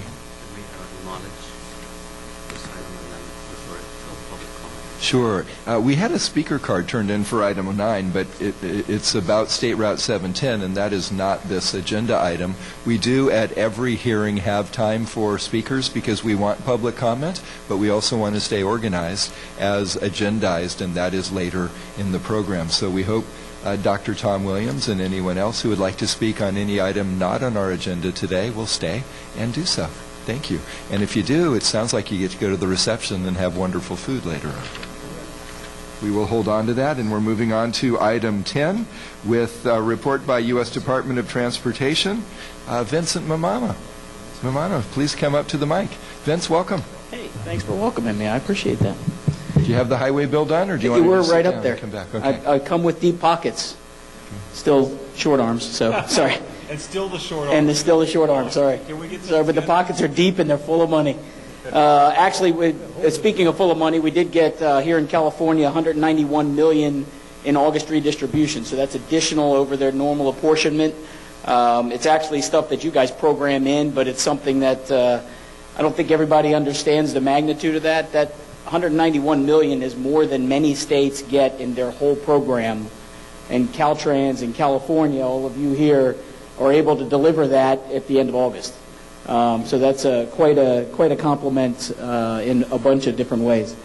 The appropriations, we do have appropriations for 72 days. So we've talked about our authorization bill, which is MAP 21, which has been extended till May of next year, at the end of May of next year. We got a transfer from the Highway Trust Fund to from the general fund to the Highway Trust Fund that gets us to May of next year. So those are two separate things. Now we have appropriations, which says, okay, this is really the money you can spend. And Congress has given us a 72-day extension on our funding. That's where we're at. We're looking for long-term funding. We're looking for a legislation that's going to get us in the long term, but currently we're till May for the legislation, and Congress has given us appropriations for 72 days, which gets us through December 11th, I think is the date. One big, huge thing that California has helped carry the country on, I talk every time about inactive obligations. Inactive obligations are when we obligate money on a project and it doesn't get spent, and no money gets spent at all within a year, then that becomes inactive, and I take that money back. Caltrans was really put a huge effort into that. I want to just, I'll call them rock stars. Stephen Keck leading that charge. Fardad Falak Farsa, Clark Polson, Ray Zhang. They've got that inactive obligations at the end of this year down to about 1%. The national goal is 2%. As a country, we're going to be under 2%. We were over 2% last year. We're under 2% this year because of California. So I think, and that's a testament to everybody here. Bill your projects. When you get a project obligated, bill it. Spend that money, use it. That's why it's there, because the first thing auditors do, they look and say, why do you need money if you have all this money sitting on your books and you're not spending it? So that's a big thing. And lastly, Fran, the Projects of National and Regional Significance Survey is out again. That's going to close on November 17th. There still is no money appropriated for that, but we have to go through the motions to find out in case there is money that's appropriated to it. All the projects that have been submitted in the previous survey are still in there, so you don't have to do anything with those, but I would recommend you look and revisit the nomination or the submission that you have, because there's a few different things that have changed. Look at the criteria. It's on the Federal Highway website. There's a couple things that have changed. They've changed the minimum dollar amount. They've lowered the minimum amount to $500 million, I think, and or 500,000, and or 50%, right, as opposed to the 75%.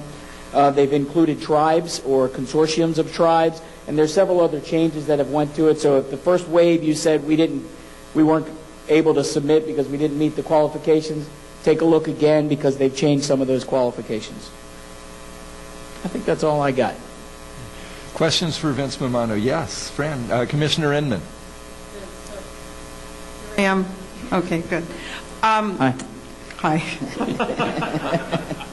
Thank you for the update on PNRS. I had the opportunity to participate in one of the webinars as well as our Caltrans partners. And I think one thing that was a little disheartening for us was the fact that, according to DOT, this list was used to comply with the request, but there was an awful lot of work, and that survey was pretty extensive. I think our Caltrans team had 200 plus pages or something.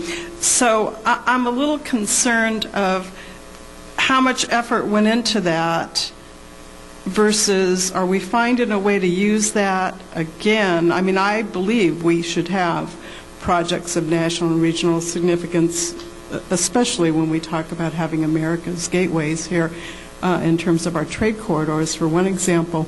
But I think we also, every dollar we get in transportation is so very, very precious. So I want to make sure that when we need to comply, we're not making extra work that's not really adding a ton of value. So I was just a little concerned with that comment coming back saying, you know, we're getting this done. But I think we ought to find a way to really focus on how much work we put into something and the outcome.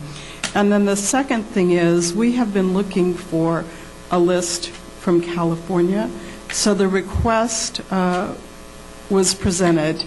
Is there one list for all of us? Because our state DOTs can respond, our transit agencies, our tribal partners. And at this webinar, the conversation came back, well, we're encouraging everybody to talk to the DOT, but no, we don't really have an all-inclusive list. So I think it's going to be put on our Caltrans partners to really help us as a commission understand how many projects out there do our partners think are of national and regional significance, because I think as we make our decisions going forward, it will be important to have that. I think both of those are fair comments and concern. The challenge that we have is the authorizing legislation sets up this project of regional national significance. So that's one group, but the appropriators didn't fund it. So that's where our challenge is. We have to go through the process of the what's been asked of us from an authorizing side of it. Now, the funding side of it, as an agency, we don't have a control. Again, that's appropriations. So Congress is the ones who appropriate the money to it. So that's where the disconnect, I think, comes, and I think some of the challenges. We as an agency are going to try and use this information as we can, not just take it and put it in a corner.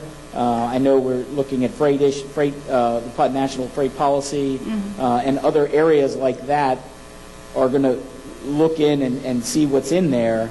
But straight up funding for it isn't available other than what's available to the states as we have it now. And I'll look into that list for California. I think that's a challenge because so many people, so many entities in California can submit. So that's what one of the challenges are, that everybody, when you look at they've increased the number of, or the definition of who can apply or who can submit. Matrix. Can't you sort by state at some point? That's what I have a note here to check. Thank you.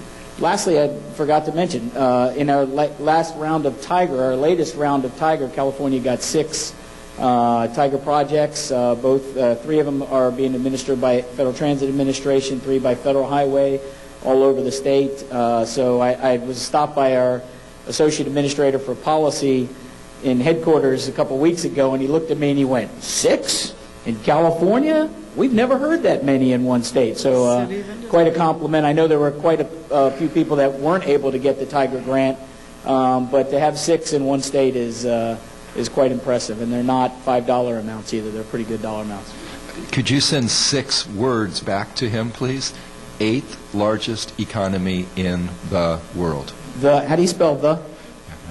The word. Got it. I'm with you. Anything else for Vince? Vince, thank you. It's always a delight to have you with us. Thanks for your good work. We're moving on to item number 11, our regional agencies moderator, Renee. Welcome. Can you hear me if I'm doing it? Hold it up. Hold it up. There you go. All right, so good afternoon, Chair, Commissioners, Assemblywoman. Renee DeGarioki, Sacramento Area Council Governments, here on behalf of the regional agencies today. So our group had a very busy morning, kicking our day off at 8 o'clock in this room, so we've been here for quite a while. So we met with Caltrans staff and CTC staff to provide feedback on ATP Cycle 1. Areas that we focus on were increasing regional involvement in the process, coming up with better tools and education options for our applicants as they apply for Cycle 1 or for Cycle 2, and improvements to general tools and the scoring that will happen. Cycle 2 is just around the corner, as we found out, with next December coming of 2016, where we'll be developing all of our next round. So busy year for applicants. Another topic area we discussed was the STIP guidelines, and our group continues to track the development of these, and we wanted to thank CTC staff for the open and transparent process as we go through and releasing the draft guidelines on that. Our group continues to work on developing the RTIP template, which is going to help increase transparency and consistency among what we submit as regional agencies, kind of demonstrating performance of both our plans and the RTIP projects that move forward. We also heard from Bruce DeTerra on the freight transportation plan, and we are excited that there is a creation of a new office that focuses specifically on freight. There's lots of efforts that are happening both nationally and here within California, so the regional agencies will be tracking those and trying to stay involved. And finally, Vince had mentioned it, and I will probably steal a little bit of a line from Stephen later, but we're very happy with our delivery of federal formula funds of CMAQ and RSTP, and I believe we've got the second highest amount we've ever had, so that's great. That's a collaboration amongst regional agencies and with Caltrans, and great, we're moving our projects forward and getting them delivered. Also, thank you to Mitch for all your efforts over the years, and both your humor and help. So congratulations, and look forward to working with you in your new capacity. And with that, I'm happy to answer any questions. Renee, thank you for the update. Questions from the Commission? Seeing none, thank you. Let's move on to our Rural Counties Task Force Chair, Jerry. Welcome. Well, thank you. Good afternoon, Commissioners. Jerry Barton with the El Dorado County Transportation Commission on behalf of the Rural Counties Task Force. I, too, want to express my appreciation for Mitch and his attendance at our meetings over the years. He has always been has provided great balance and interesting viewpoints and humor, and we will miss that for sure. So, with regard to the MAP 21 Notice of Proposed Rulemaking, I submitted a letter to FHWA on behalf of the 26 rural counties requesting that language be included to recognize California's existing RTPA process as equivalent to those of the regional transportation planning organizations as recommended in the NPRM. We have been engaged in working on a RCTF Streets and Roads performance measurement study, and we have established pavement condition indexes for all rural counties and a 10 to 20 year funding need for PCI targets. And we're anticipating a draft report in October, so we'll definitely be providing that with CTC staff and providing you information and updates on that as that progresses. We are still following the development of the guidelines for the cap and trade program. We remain concerned how and or if rural agencies will be able to develop projects consistent with the guidelines and in compliance with the disadvantaged community definitions. We're definitely interested in the Road User Charge Technical Advisory Committee. We encourage participation from a Rural Counties Task Force member on that committee. We're also watching closely the STIP guidelines update process. We're definitely supportive of the concept of demonstrating benefits of projects, but want to ensure that rural agencies are able to complete the requested performance measure information without administrative or technical burden. We're setting a meeting to discuss the specifics of that in the next month, and have been working with CTC staff to ensure that our comments are included. With regard to the active transportation program, appreciate very much that David Gianco put together a presentation for us that outlines some of the statistics of how rural agencies did in Cycle 1. His statistics noted that 22 of 89 rural ATP applications were funded, and rural agencies received 13.2% of the $216 million they were eligible to apply for. We also observed that rural ATP funding awards were concentrated to a relatively small number of agencies. We heard from several agencies who indicated they did not apply due to the administrative burden and uncertainty of having funding. 11.5%, or 89 of the 772 applications submitted, were from rural agencies. So we hope to remain engaged in discussions about Cycle 2 and are certainly involved in that. And we're supportive of an enhanced RTPA role in screening of applications for the next round. That's all the comments I have. If there are any questions. Questions for Jerry? Jerry, thank you for joining us. Thank you. Item 13, Self-Help Counties Coalition Chair. Andy? No. Oh, my apologies. Good afternoon, Chair Gardino, members of the Commission. I'm Diane Steinhauser. I'm with the Transportation Authority of Marin. I'm not Andy Chesley. I'm shorter. I just have a very brief report for you today. We just want to express our appreciation and support for the approval of AB 486, which was the STIP shop reform. We worked hard with our legislative delegation to make sure that that got passed. As well, SB 1077, we did a lot of work regarding the pilot on the road user charge, and we look forward to serving on the Technical Advisory Committee for that in some capacity. We've been hearing reports from Caltrans and the agency on the SSTI follow-up, and we want to express our appreciation for keeping us in the loop regarding that effort. We want to invite you to the Focus on the Future conference. It's coming up in Santa Clara, November 16th through 18th. It's our 25th annual Focus conference. If you can't come to anything else, come to the reception at Levi Stadium on Monday night. With the California Transportation Foundation, we're looking at that being a fundraiser for our Caroline Rodman scholarship. So we'll look forward to seeing you all there if you can make it. We want to wish Alameda County well. They're going to be on the ballot with their Extend and Grow sales tax measure coming up here in November. The latest prognosis is strong, and I know that they've got a lot of support from the industry in terms of a lot of the last-minute campaigning and education regarding that. So thank you to all the industry reps that have supported that effort. We're seeing sales tax trends very strong in this first quarter of this fiscal year, showing a trend that even stronger than last year.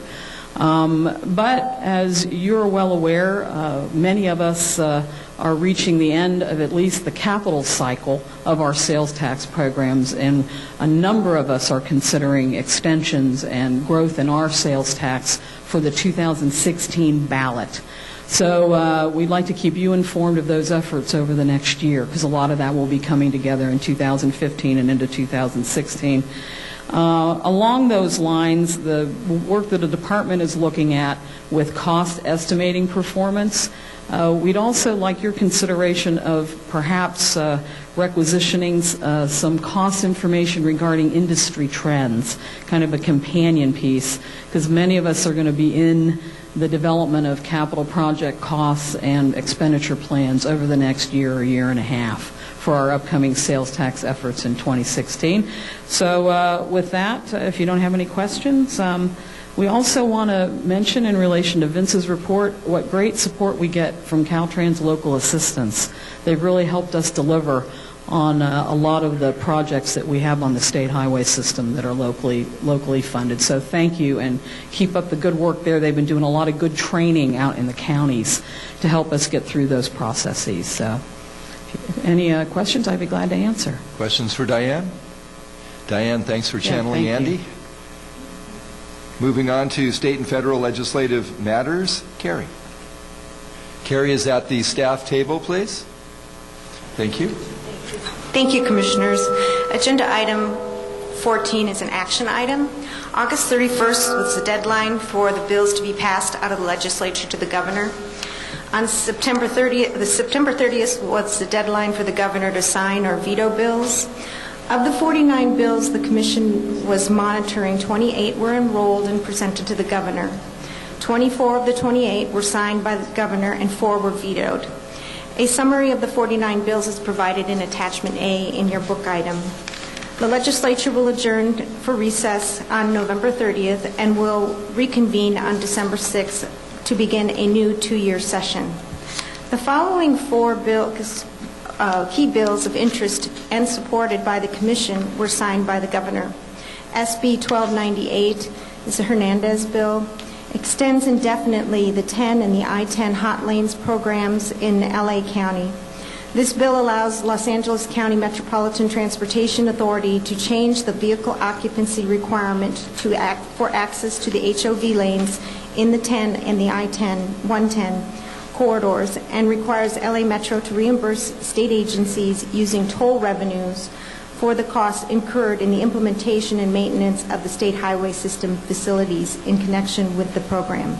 SB 1298 also requires the remaining toll revenues to be used for improvements to the corridors within which the revenues were generated and allows LA Metro to bond against future toll revenues to finance any costs necessary to implement the program. Senate Bill 1228, Hueso, continues the existence of the Trade Corridors Improvement Fund to receive potential funding from sources including transfers from the Greenhouse Gas Reduction Fund, also cap and trade, for infrastructure improvement projects along the corridors that have a high volume of freight movement and that benefit the state's land ports of entry, seaports, and airports. This bill requires the Commission to incorporate existing TCIF statutory funding distributions and guidelines and to distribute funds in consultation with the California Freight Mobility Plan, which you will hear about later, developed by the agency, and the Sustainable Freight Strategy developed by California Air Resources Board. As Deputy Secretary Annis mentioned earlier, SB 486 de Saulnier was also signed. This authorizes the Commission to prescribe study areas for the analysis and evaluation by Caltrans to establish guidelines for the updates to the California Transportation Plan for the next cycle in 2020. Revises the procedures for the development of the Interregional Transportation Strategic Plan and the Interregional Transportation Improvement Plan, requiring the Commission to approve the ITSP and conduct public hearings regarding the draft ITIP. Requires Caltrans, in consultation with the Commission, to prepare an asset management plan to guide the selection of projects for the State Highway Operation Protection Program, SHOP. Requires the Commission to adopt targets and performance measures for and review and improve the asset management plan. Calls for the Commission to adopt the SHOP and authorizes the Commission to decline to adopt if it determines that the SHOP is not consistent with the asset management plan, and requires transparency and reporting expenditures at contract acceptance in relation to the approved capital and support budgets. The final bill was SB 1077 de Saulnier. SB 1077 requires the chair of the Commission, in consultation with Secretary of Transportation, to create a 15-member road usage charge technical advisory committee to study road usage charge alternatives to the gas tax and to make recommendations to the Secretary of Transportation on the design of a pilot program. The Transportation Agency must implement the road usage charge program by January 1st, 2017, based on the recommendations of the Road Usage Charge Technical Advisory Committee, and submit to the Legislature, the Technical Advisory Committee, and the Commission a report of its findings of the pilot program by June 30th, 2018. The Commission is required to include recommendations regarding the pilot program in its annual report to the Legislature. This bill will sunset on January 1st, 2019, unless modified by a later statute. We are currently working with the Department in the development of a work plan. With that, this concludes my presentation on Agenda Item 14. Staff recommends approval of the staff report. Carrie Purvahidi, thank you. Are there questions of Carrie? Yes, I see one right here with the hand up, please. Commissioner Gilmetti. Carrie, would it be possible for you to provide for us the veto message from the governor on the items that he vetoed? I sure can send that to you. Thank you. Other questions for Carrie? Seeing none, we do have one card on. Yeah, and again, this is public comment. I don't think it's really linked to this item, but Dr. Tom Williams, if you'd like to come forward on VMT LOS, you will have up to 2 minutes for your remarks, starting from when your lips start moving.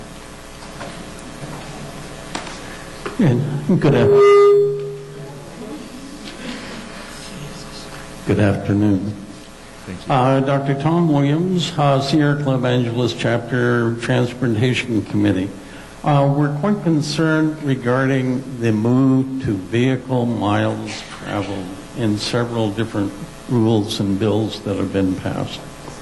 We're concerned in that it doesn't reflect passenger miles traveled. So van pools, carpools, things like that are, might say, kind of operating at a different perspective.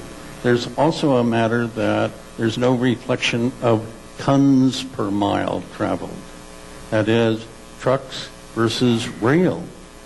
But does your commission have any real influence on mainline Class 1 rail, which is an issue there also? For the express lanes in Los Angeles County, there's one critical segment that's being avoided. That is from the 605 to the 134 here in Glendale. And we're quite concerned about when it will be redone or how it will be redone, especially without the effects upon truck traffic of the SR 710 North Extension. Thank you. Thank you, Doctor. Let's move on, please, to item 15. Mitch and/or Stephen? Stephen, welcome. Slightly afraid of this thing. Good afternoon. This is going to take some getting used to, but where I say Mitch, please translate to Laurel. Laurel, do you want to kick it out? Okay, I'll start. Good afternoon, Chair and Commissioner. Stephen Keck with Caltrans. Going to give my...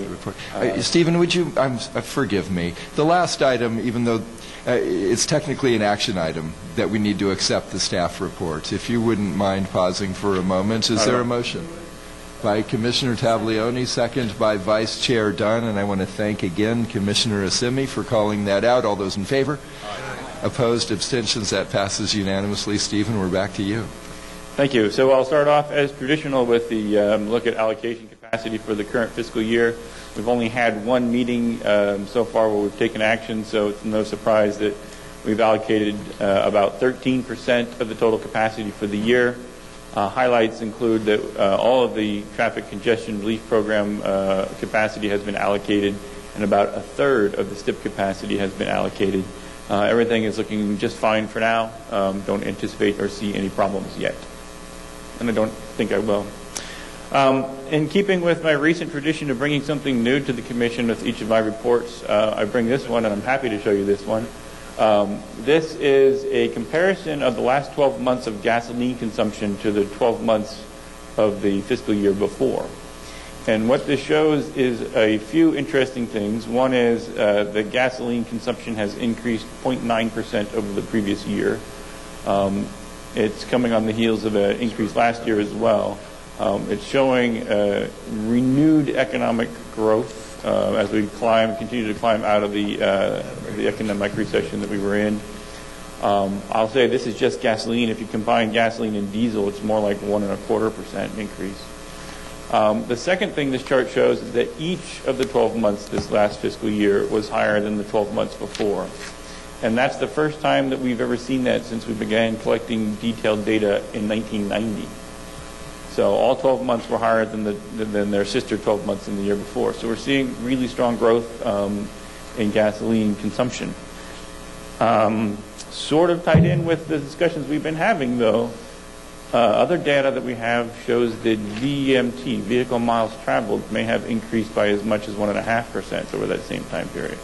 So we're starting to see, and it's no surprise, that divergence between vehicle miles traveled and fuel consumption, which, as you know, as a result of increasing efficiency in our vehicles. We've talked about that in other forums, so I'm not going to elaborate a whole bunch. But I also want to bring to the Commission's attention a new section in our quarterly financial report that we began putting in at the end of this last fiscal year. It summarizes for the Commission and for anyone else who cares to read it the results of the delegated authority to the Department to make financial adjustments to projects. So we have delegated authority, we call it in the vernacular G12 authority, that allows the Department to reduce a project budget by any amount or increase a project budget by up to 10% plus $200,000 for large projects and up to $200,000 for projects less than $1 million. To give you context on how that works, I've shown here on this chart the last 5 years of the net of all of those changes. So any increases and decreases have, in the last 5 years, always netted out to a significant decrease in project allocations. The 9-10 year, you're seeing a very large decrease. That was the year right after we took the big dive in the economy. All of our bids are coming in extremely low. After that, you see a fairly consistent $100 million to $200 million range, with the exception of 11-12. I have no explanation for why that one's larger than normal. But what we're seeing is consistent net savings when you take into account all of the changes that we make to projects. And that's a new Appendix B in the quarterly financial report.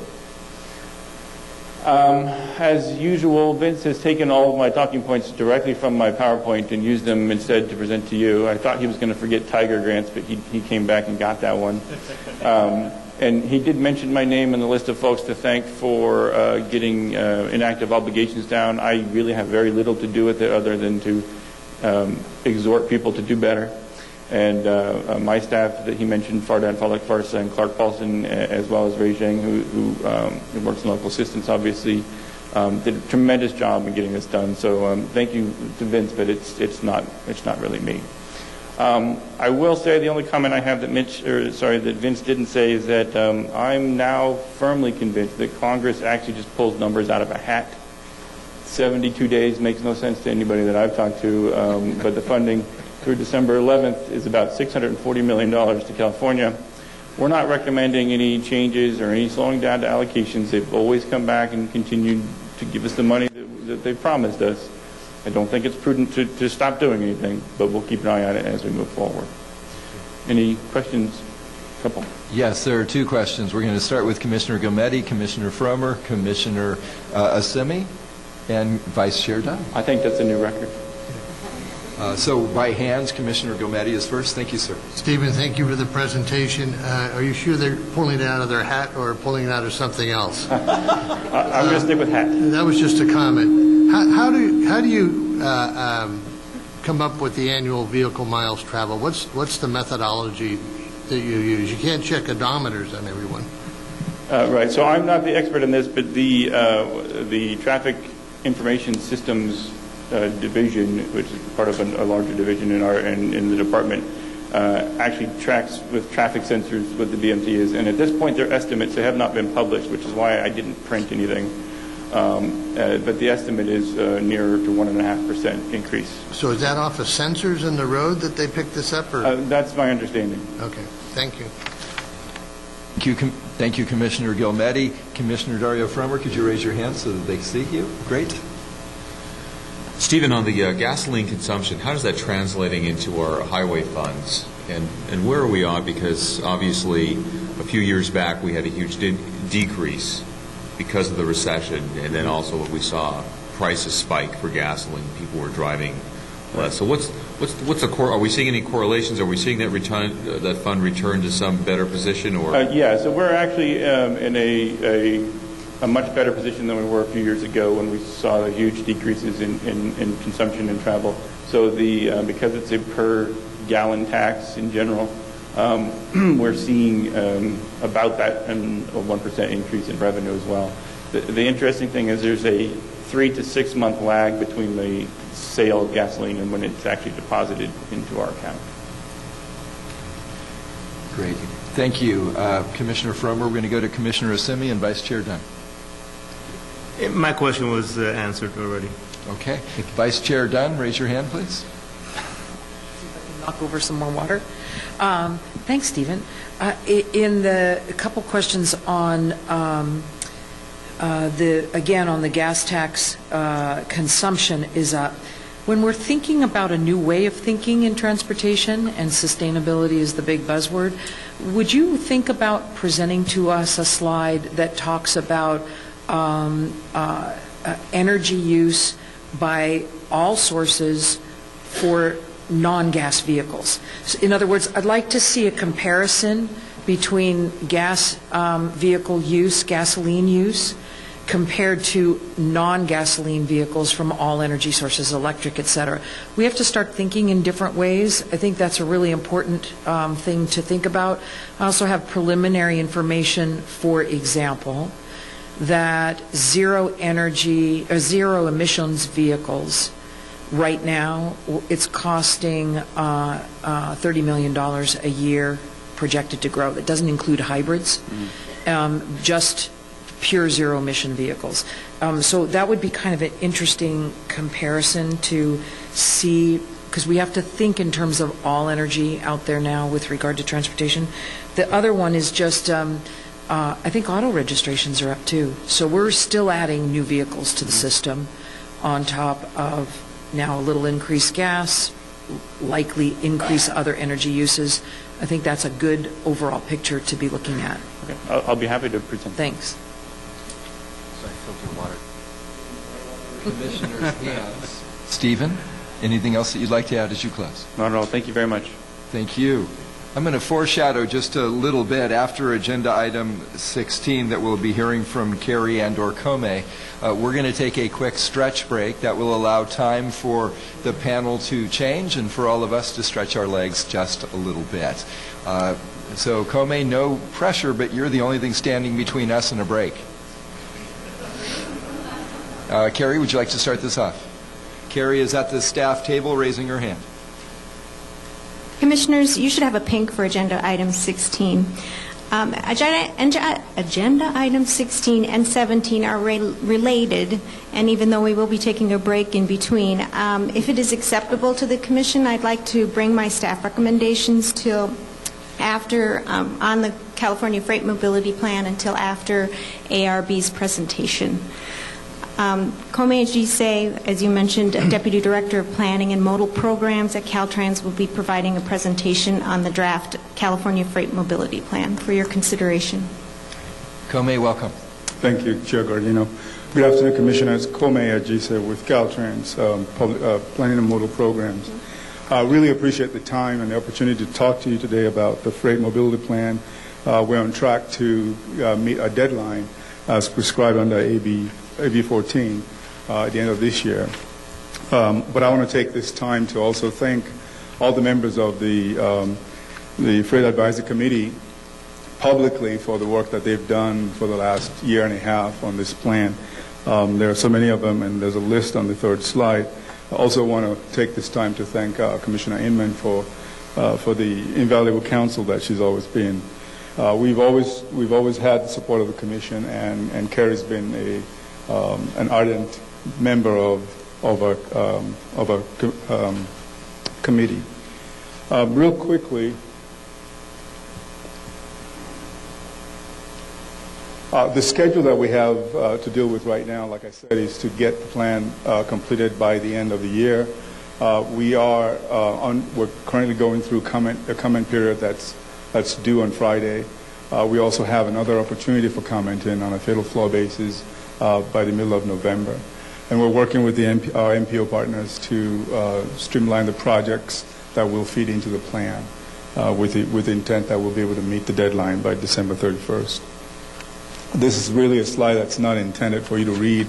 It's just a quick demonstration of the vast stakeholdership that we have at the table, that we've had at the table the last year and a half on the committee discussing this plan, and proud to say that most of these members actually stayed with us through most of the deliberations on the committee. Over the last summer, we had eight public meetings across the state, and we reported on this at your last meeting in San Jose. This slide, and I apologize for the dimness, is really a base slide that demonstrates the extent of the system that we're looking at as part of our freight system. This really shows the primary freight network as defined by the U.S. DOT. It includes all interstates and also includes our critical non-interstate routes in our definition in the plan as the state's freight network. Our freight network is multimodal, and we include the key freight moving airports, there are 12 of them, as well as the seaports. There's also a dozen of those. And we also have on our network the Class 1 railroads and some short lines, as well as the major hubs, the transloading facilities, and intermodal facilities that serve the system. So the network that we're focusing on under the plan is multimodal and robust, and it's robust and covers all aspects of freight. So the intent is to try and walk really quickly through what the plan has in it, and with the hope that folks will take another look at the plan and get us some comments. We spent some time in the plan describing the strengths of our freight system, and this is just a short summary of some of those strengths. Without question, the size of our system is a great strength. The diversity of the economy that's freight is also part of the strength. The effort at the regional level that has been at play for a long time in freight planning is something that served us well. And of course, I think it bears to mention that the freight system in California has a distinction of being the most environmentally sensitive. There's more work to be done, no question, and this plan intends to keep pushing in that direction. But we have to account for the fact that we've come a long ways in terms of where we are as a freight system. One area that we felt like we needed to brag about is the self-help nature of the state in terms of helping freight across the board and investing in not just the public but also the private freight facilities through the TCIF program. And of course, the geography of the state, without question, is a major strength. As we looked through the plan, we also wanted to focus on some of the major needs that would be the basis for addressing the strategies of the plan. The one area of need clearly is the need to develop a sustainable freight system. And what that means, I think we're beginning to wrap our minds around that. And I think it's going to be work in progress as we continue to collaborate with ARB to make sure that we're in alignment with existing state policies and that we cover all bases, both with the primary freight network, but also looking at some of the elements of our ag industry in the rural areas as a component of our freight system. Maintaining and preserving the system is clearly a primary need, and it's a strong emphasis in our approach in the plan. And of course, funding becomes also a very strong need that we identify. The framework for the plan is centered around three goals. Six goals. And the 6 goals are shown in the next couple of slides. And the focus of the goals are intended to move the freight system forward. Where we felt like the freight system, first and foremost, is an economy, and so the economic competitiveness of the system is of paramount importance to the plan. And safety and security is one that we also felt like. And when we talk about safety and security, we're also looking at the resilience of the system and what we can do to make sure that it's resilient to sustain any impacts that we may foresee. Preservation, making sure that we have a state of good repair. Some of these goals are requirements of MAP 21, and we've sort of added some quality to them to allow us to infuse in some things that California would like to see reflected as a matter of policy. Environmental stewardship, I think I mentioned that earlier on, and congestion relief has always been a primary goal of ours, to make sure that freight velocity and the speed of moving goods and services are affected.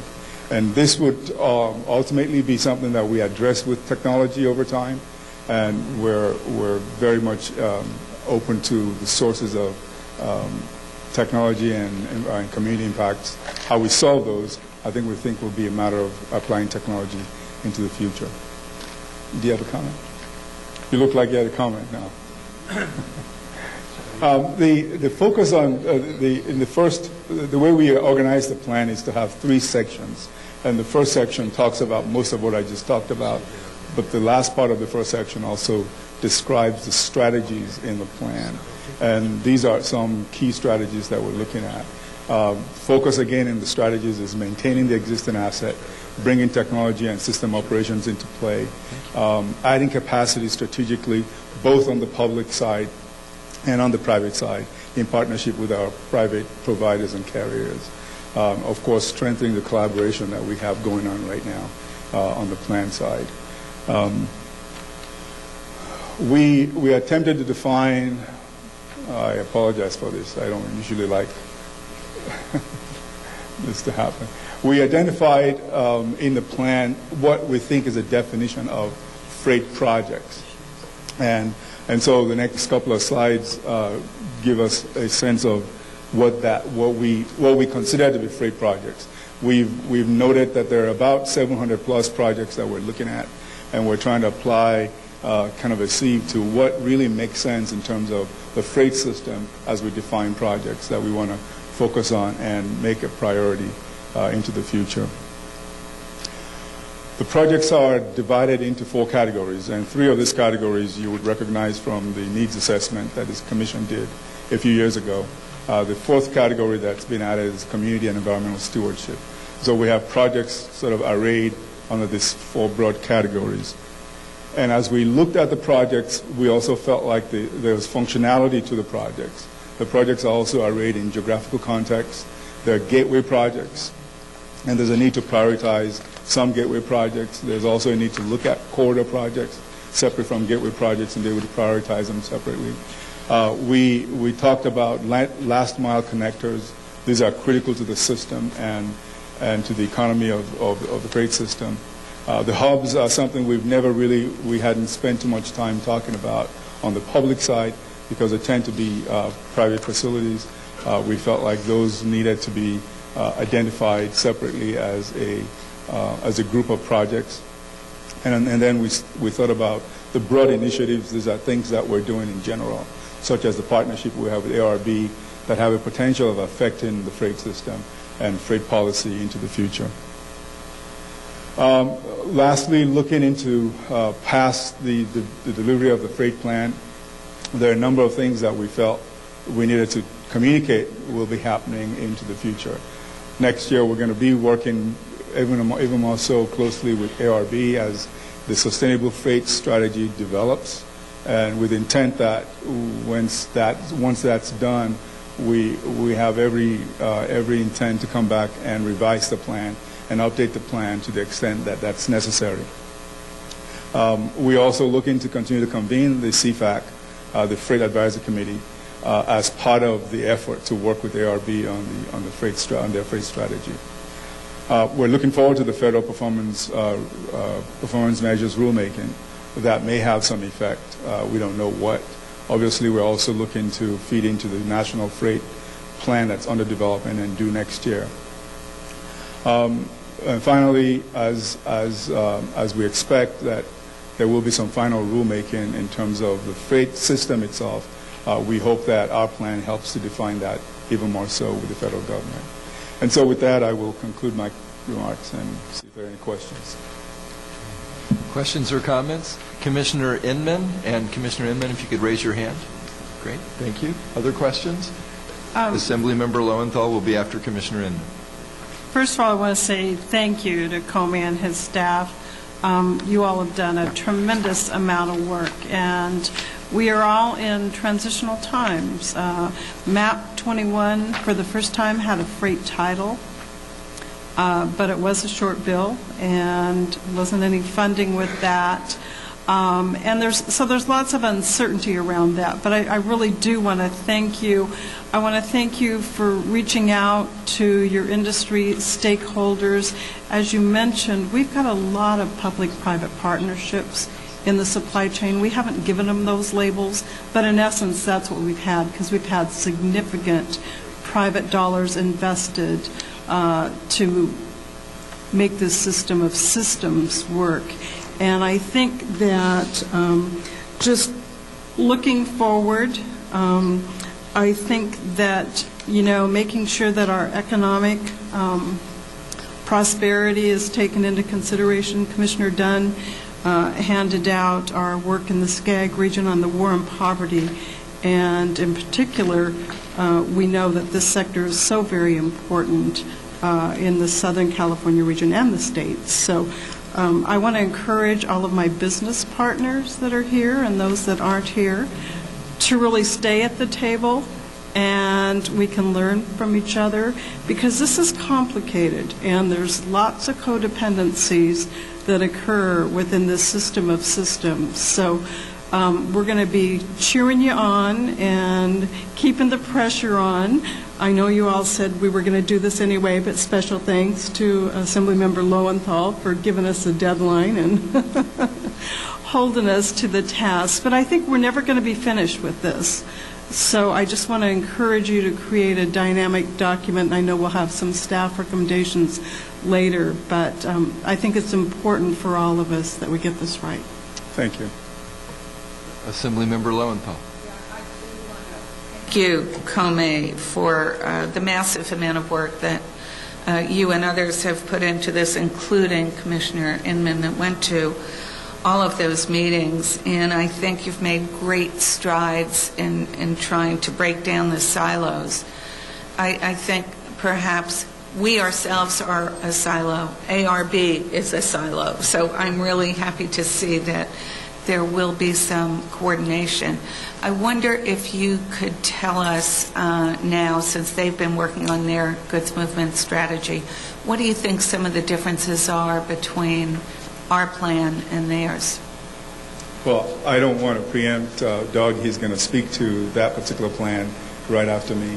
But what we've had a chance to have ARB as members of the CFAC, and so we've been trailing their effort, which started about a year after we started ours, and they've began to ramp up, and obviously they're looking at ways to make the freight system more sustainable from the perspective of emissions, and we're working with that. And they've spent some time looking at technologies, and we're hoping to be able to benefit from that effort that's been going on. But for the most part, they've had a chance to comment into our plan extensively. To the extent that they have some material now, we've taken those into consideration in the plan as it's evolved. My sense is they have some more work to do. They have to go to the board in December, I believe, and what comes out of that might be something we want to take a pause and look at, and also see what the opportunities might be to update the plan. Now, I say if necessary because I feel like we've really tracked very closely with them. And we had an occasion a couple of weeks ago to meet with the executive officer, Malcolm Doherty, my director, and he met to talk about some of these issues. And so we feel like we're both on the same page. Now, what we also envisage is over time, since we have what looks like dual documents now, but there'll be dual documents that are very coordinated. We would hope that over time we would only see one document as we update the freight plan into the future. Now, your bill had asked us to update the freight plan every 5 years. We think we would probably be looking to do that more often than every 5 years. We'll meet the minimum of every 5 years, but because of the emergent issues that we see coming along, there's an opportunity to reconsider the timing that we update the plan on. Well, I'm happy to hear that. The chair said earlier we are the 8th largest economy in the world, and I think part of what you are doing is entering us into that race to maintain our position in the world or increase it, and certainly this freight plan is a big part of that. I think that's what we all intended, yes. Thank you, Assemblymember and Vice Chair Dunn. I can't thank you enough, Comey, for sharing that this is sort of a first iteration, that there's a lot more work to be done.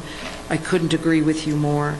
In just the whole idea of trying to make this accessible to the public, I'm not always sure we even do a good service to the public by saying things like freight project or freight strategy. There's really no such thing anymore. This isn't gigantic boxes of stuff that's being moved in the new economy. The word is logistics, and it has before, now, and future. And I think we should be thinking in terms for a 21st century Caltrans that is thinking new ways, working on sustainability. We need to think in terms of logistics as the entire system, not just freight. It isn't gigantic movements sometimes. The other thing that I would ask you to think about as we make this an iterative process is it's something like 81% of the goods of the nation come through Southern California. And we need to wait a little bit more on our freight logistics, if you will, committee. Folks from Southern California where the jobs impacts the most. I was just counting very quickly, and without looking at the state groups, we only have really 11 members out of that entire list that you could actually claim are Southern California, and yet that's where this impact is.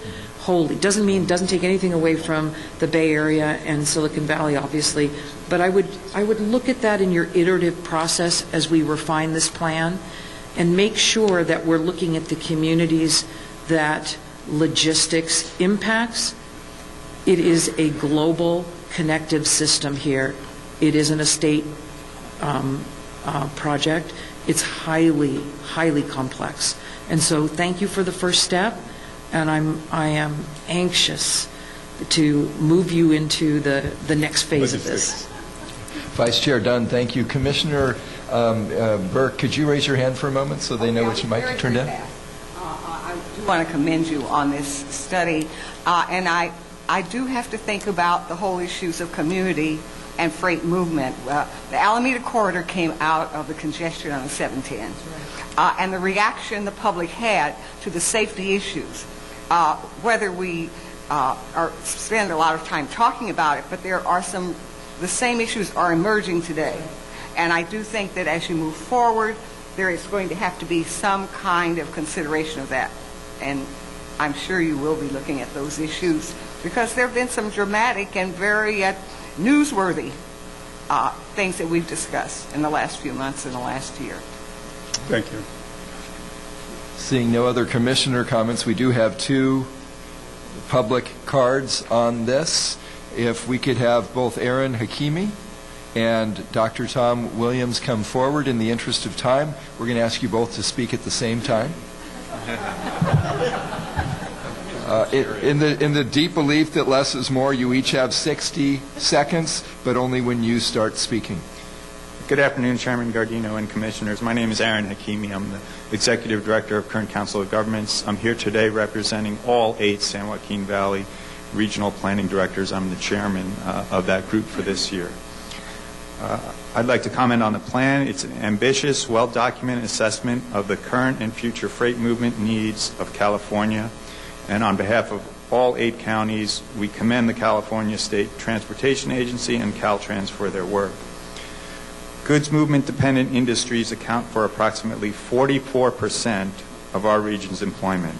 State Route 99 and other regionally significant corridors constitute the backbone of our goods movement system, with approximately 90% of goods being moved by truck.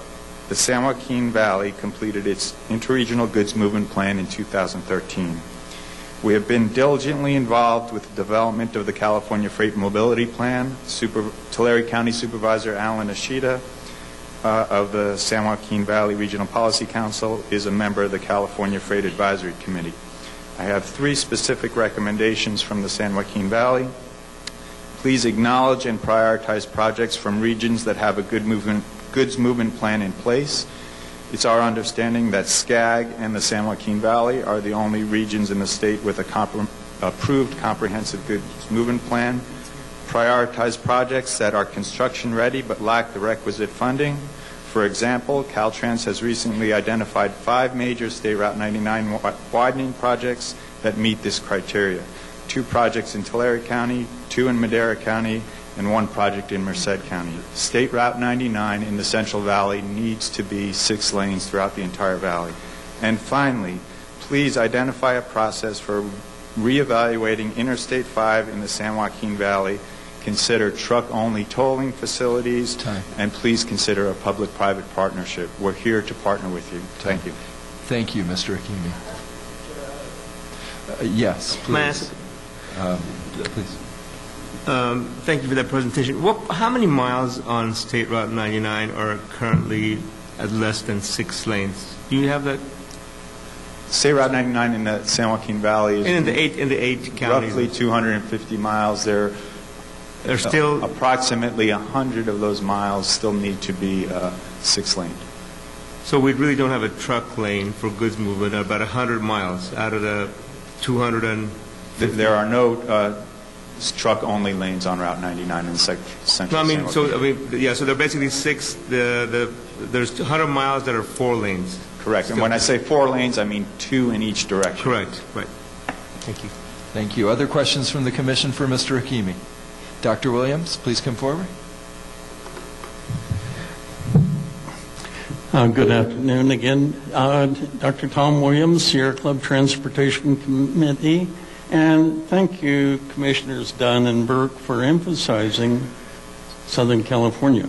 However, the entire report does not reflect one important project that's out on the street right now as an EIR, the High Desert Corridor. 60 miles, primarily for logistics corridor, and it's not reflected anywhere in the mobility plan. There's also several things deficient as far as how to get the ships unloaded and where they are going to come from and what are the container sizes. There's a total lack of, might say, comprehensive shipping port dock requirements. And that will be the competitive issue between us and the Panama Canal and the Mexican ports that are being redone right now. Thank you, Doctor. You nailed the time, too. Very well done. Great. Seeing no other cards at the moment on item 16, it seems appropriate to hear item 17 as well before we take action. Carrie? And Carrie is again at the staff table, please. Thank you. Commissioners, agenda item 17 is a presentation by Doug Ito, Chief of the Freight Transportation Branch of California Air Resources Board. He will be making a presentation on the development of the Sustainable Freight Strategy.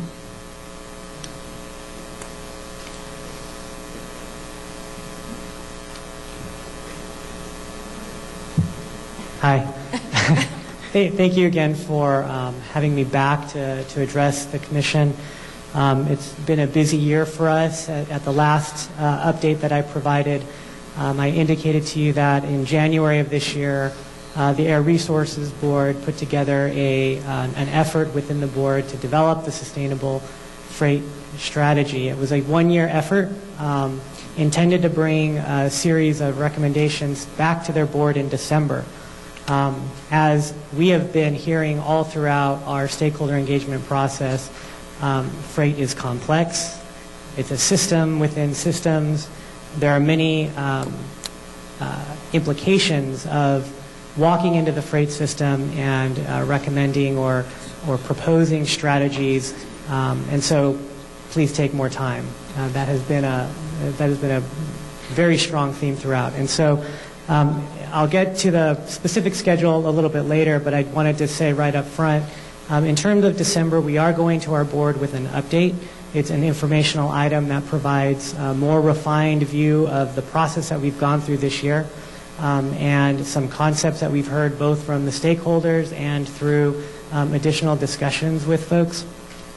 And the intent then is to have another set of process at the beginning of next year We'll be going back to the board with an update about mid-year, and the intent now is to really allow time for that discussion to take place before we go to our board later in 2015.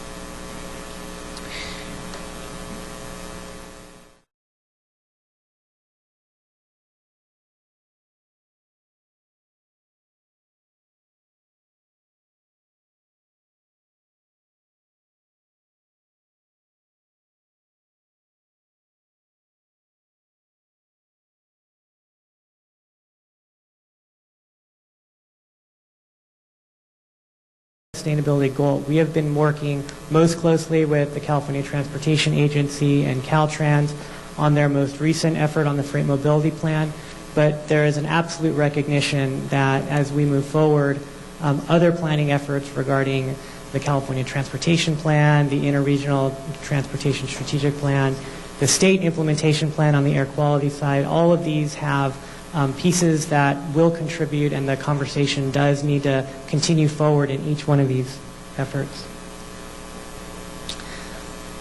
With the Caltrans Freight Mobility Plan moving forward, in parallel with our effort, we've been coordinating so that our efforts are complementary, as you heard from Kome. Our stakeholder groups largely overlap. We have been meeting with a number of people. I've gotten to know many in the freight community simply by going to meetings where the same people show up. And it's not because the topic is stale or because we have nothing else to do. It's because every conversation is very relevant, and you learn something new each time. And so I've been very appreciative of the Caltrans process that have introduced us to many of the stakeholders, as well as the stakeholders that have come to our process separately. Both of the discussions are really revolving around what does California want to say and how do we want to weigh into the national discussion to keep California's freight system relevant, growing, and headed in a sustainable path. I put down the 3 E's: environment, economy, and equity. Those are key in the perspective of any recommendations or strategies that come forward. We think it's important that California position ourselves strategically, that the work that Caltrans does and ARB and the economic side of the picture, so we've been coordinating with GoBiz, the energy side of the picture, we've been coordinating with the California Energy Commission. All of these things are connected in identifying our priorities, how we intend to move forward, and where we see the freight system going in the future. This is we're calling this our draft definition of what a sustainable freight system looks like. You'll recognize many of the words that are very similar to what Caltrans has put in their freight mobility plan and the vision that they have for the freight system. We're looking at increases of efficiency, and efficiency as defined in many ways. There's environmental efficiency, there's economic efficiency, there's cost at the business level, there's reliability and velocity incorporated. We do point out the overall arching objective, or I guess the long-term objective, of the utilization of zero or near zero emissions equipment powered by renewable energy. One of the key discussion points here is the timing of it all. In all of our conversations, there has been general interest and a general acceptance that is the trend in technology, and that's where we want to head. A lot of the discussion has been over how fast and where. We also recognize the competitiveness component of California's logistics system. I was quizzed in one workshop about the difference between logistics and supply chain management, and I'm happy to tell you that I am beginning to understand. Supply chain management is looking at it from a business standpoint. How do I get a product from manufacturer to the retail? The logistics are the people who are operating within that supply chain and figuring out how do I move many of my customers' items and goods through that system. Both perspectives are important, and both of them are complex, and all of them relate to the job creation and the aspiration of getting clean air and healthy communities. Before I forget, I did want to address Commissioner Burke.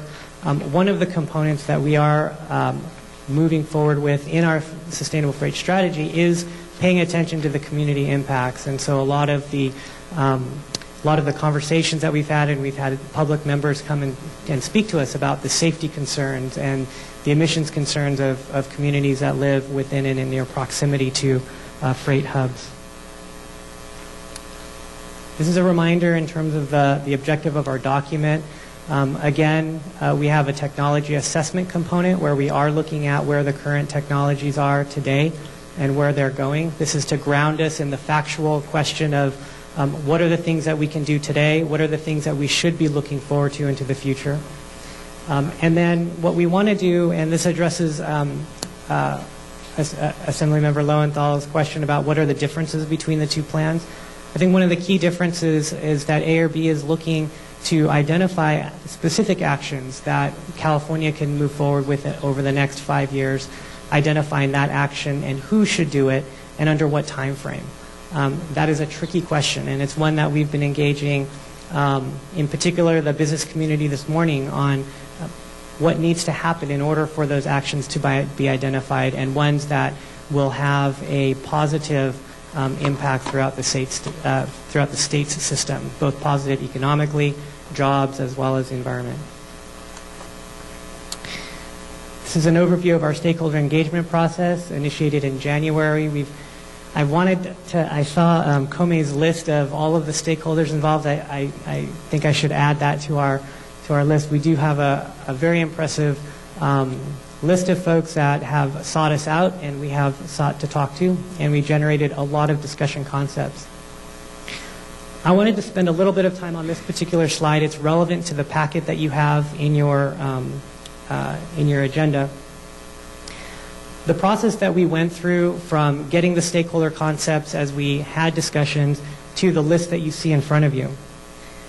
So we first went through, and a lot of them, some of them were overlapping, some of them were very similar, and so we wanted to consolidate and combine the similar concepts. We also put them into 8 separate categories that parallel the major themes that we were hearing throughout our discussions, and I'll go over those briefly after this. We then looked at our board's resolution from January, took their direction and screened those concepts for near-term development potential by asking which of these concepts can be developed or implemented within the next 5 years and help move California towards a sustainable freight system. So in the list that you have, these concepts are identified as stakeholder discussion concepts identified for additional analysis and possible inclusion in the discussion draft. The concepts identified in the handout as stakeholder discussion concepts to be considered for subsequent analysis are concepts that, in our view, may also have merit in transforming the system, but appear to be actions that would take more time to develop and therefore have been identified for screening, consideration, and subsequent analysis as we continue through the iterative process. Now, it's important for me to point out that even though we've been that into kind of a near-term and later set of concepts, that is by no means where we've decided or there's no recommendation in terms of those concepts. We did that as a way to elicit response and feedback from the stakeholders who in part were also saying it's hard for us to react if we don't have anything to react to. And so we are asking, are these the right concepts? Are there things that we are missing in this list? Do we have the prioritization correct? If you take a look at the specific concepts, some of them you'll ask the question, what do they mean by this? What magnitude of implementation are they thinking, or how widespread across the freight system? Those are part of the stakeholder discussion that we are continuing to have in terms of refining them to understand better. For example, if we say electric in some areas of the freight system, what areas of the freight system make most sense to do that? And what specific projects or what specific areas should we be focusing on in prioritizing either policy decisions or funding? This is the list of the 8 categories. In the following slides, I've listed out each of the individual objectives. I'm not going to spend a lot of time on those. You can read through those at your leisure, or we can have I'm more than happy to have a discussion of those also. We broke them into 8 categories: logistics and infrastructure efficiencies. One of the comments was the logistics should really be supply chain management and logistics, as well as infrastructure efficiencies. Engines and equipment, this is our wheelhouse. We've done a technology assessment looking at what are the current technologies relative to engines and equipment that we might look at. It was a separate effort, and out of that effort will come some ideas about where our next steps should go. Energy and fuel, recognition that as we move to a multi-fuel freight system, there has to be a discussion of the fuel infrastructure and supply and demand of those fuels together with the technology and even the land use needed to do that. Other emission reduction approaches. These were specific emission reduction concepts that came up during the stakeholder process that we've included. We're acknowledging here that the primary emphasis of these are emission reductions, but there's still a question about what that means and how they would develop further. Land use is most closely associated with this idea of we want to be able to provide insight into areas that are of interest to move the freight system collectively forward.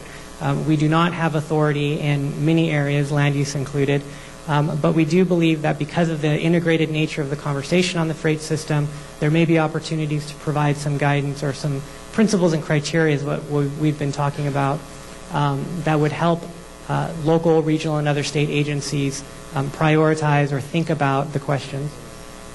Monetary incentives and non-monetary incentives.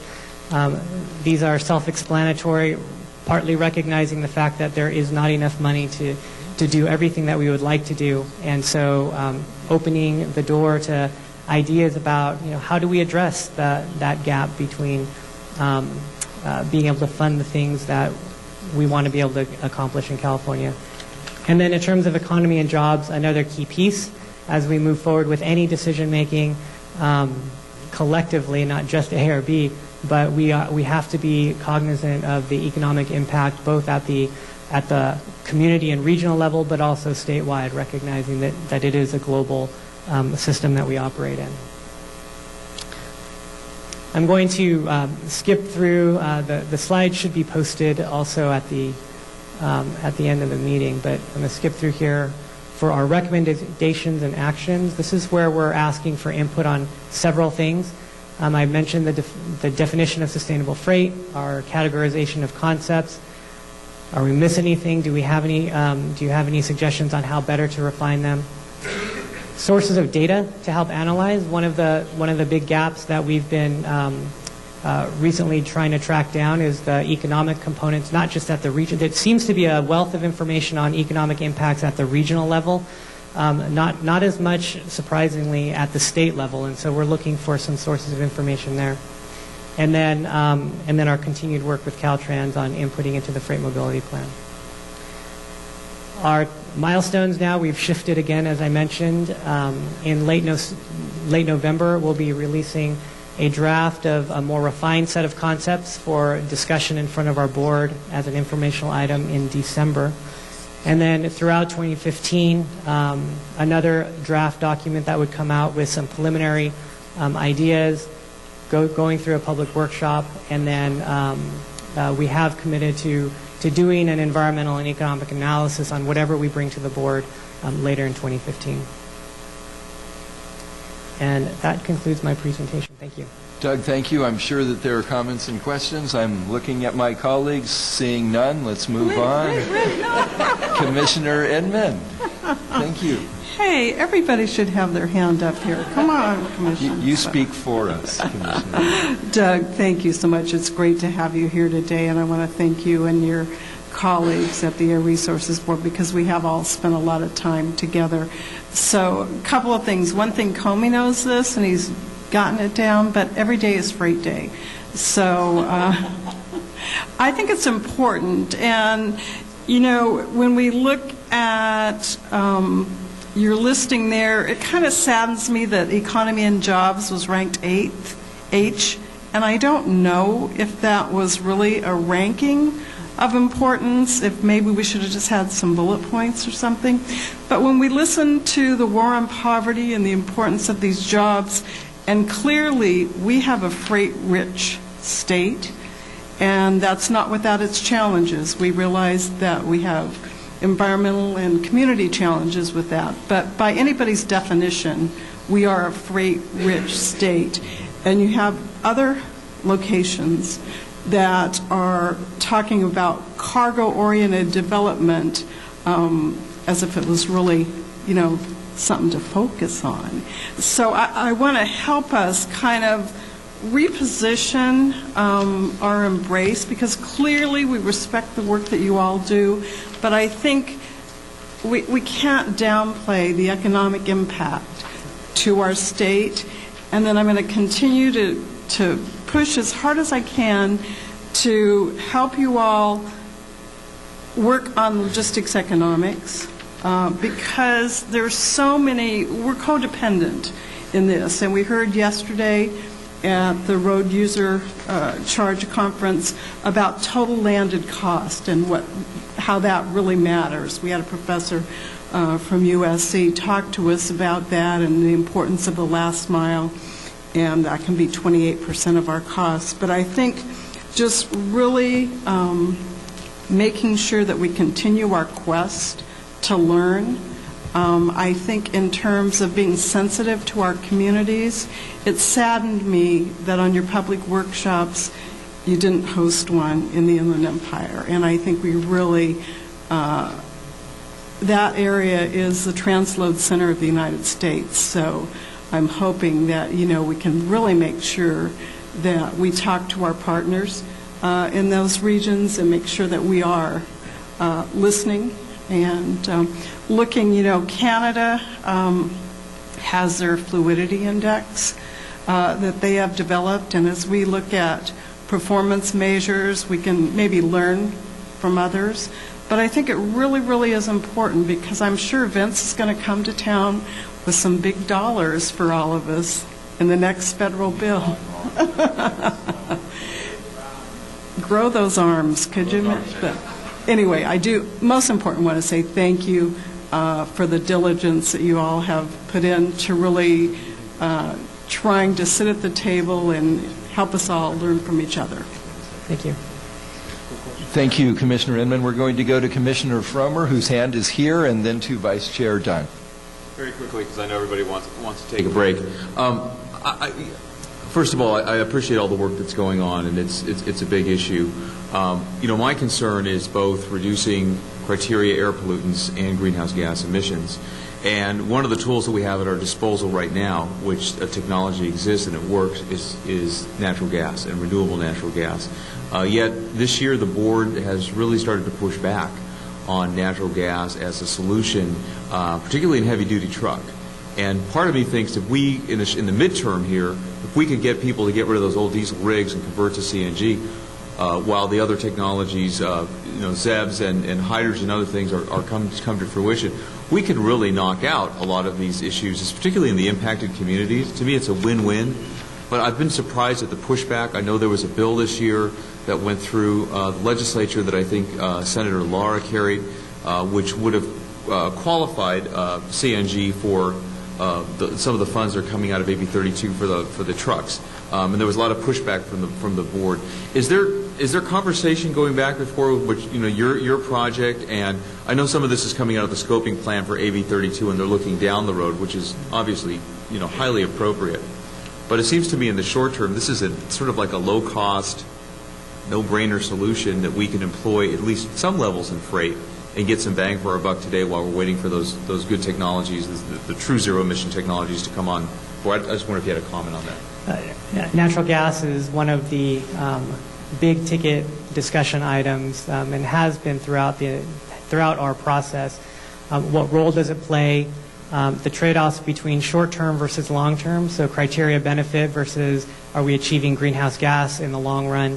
The other, in terms of multi-fuel, where within the freight system is it appropriate? I don't think anybody is suggesting complete electrification of everything, ships and cross-country trains and cross-country trucks. It just would not fit within the model. And so definitely we are, I think we actually have near weekly meetings with the energy side of the discussion, with natural gas included, to talk about it. Another topic of discussion and a lot of research is the issue of methane leakage and the idea of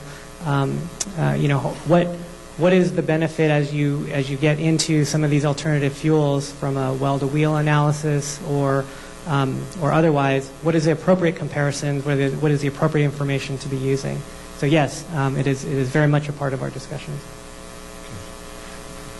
Yes, Vice Chair Dunn.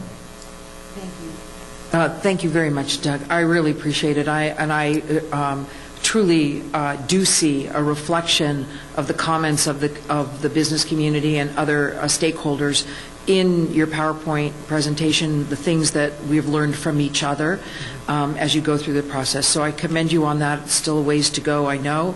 And I just love that you even asked the question, what is sustainable freight? Thank you for asking the question and not just telling us. I think that's a really important concept.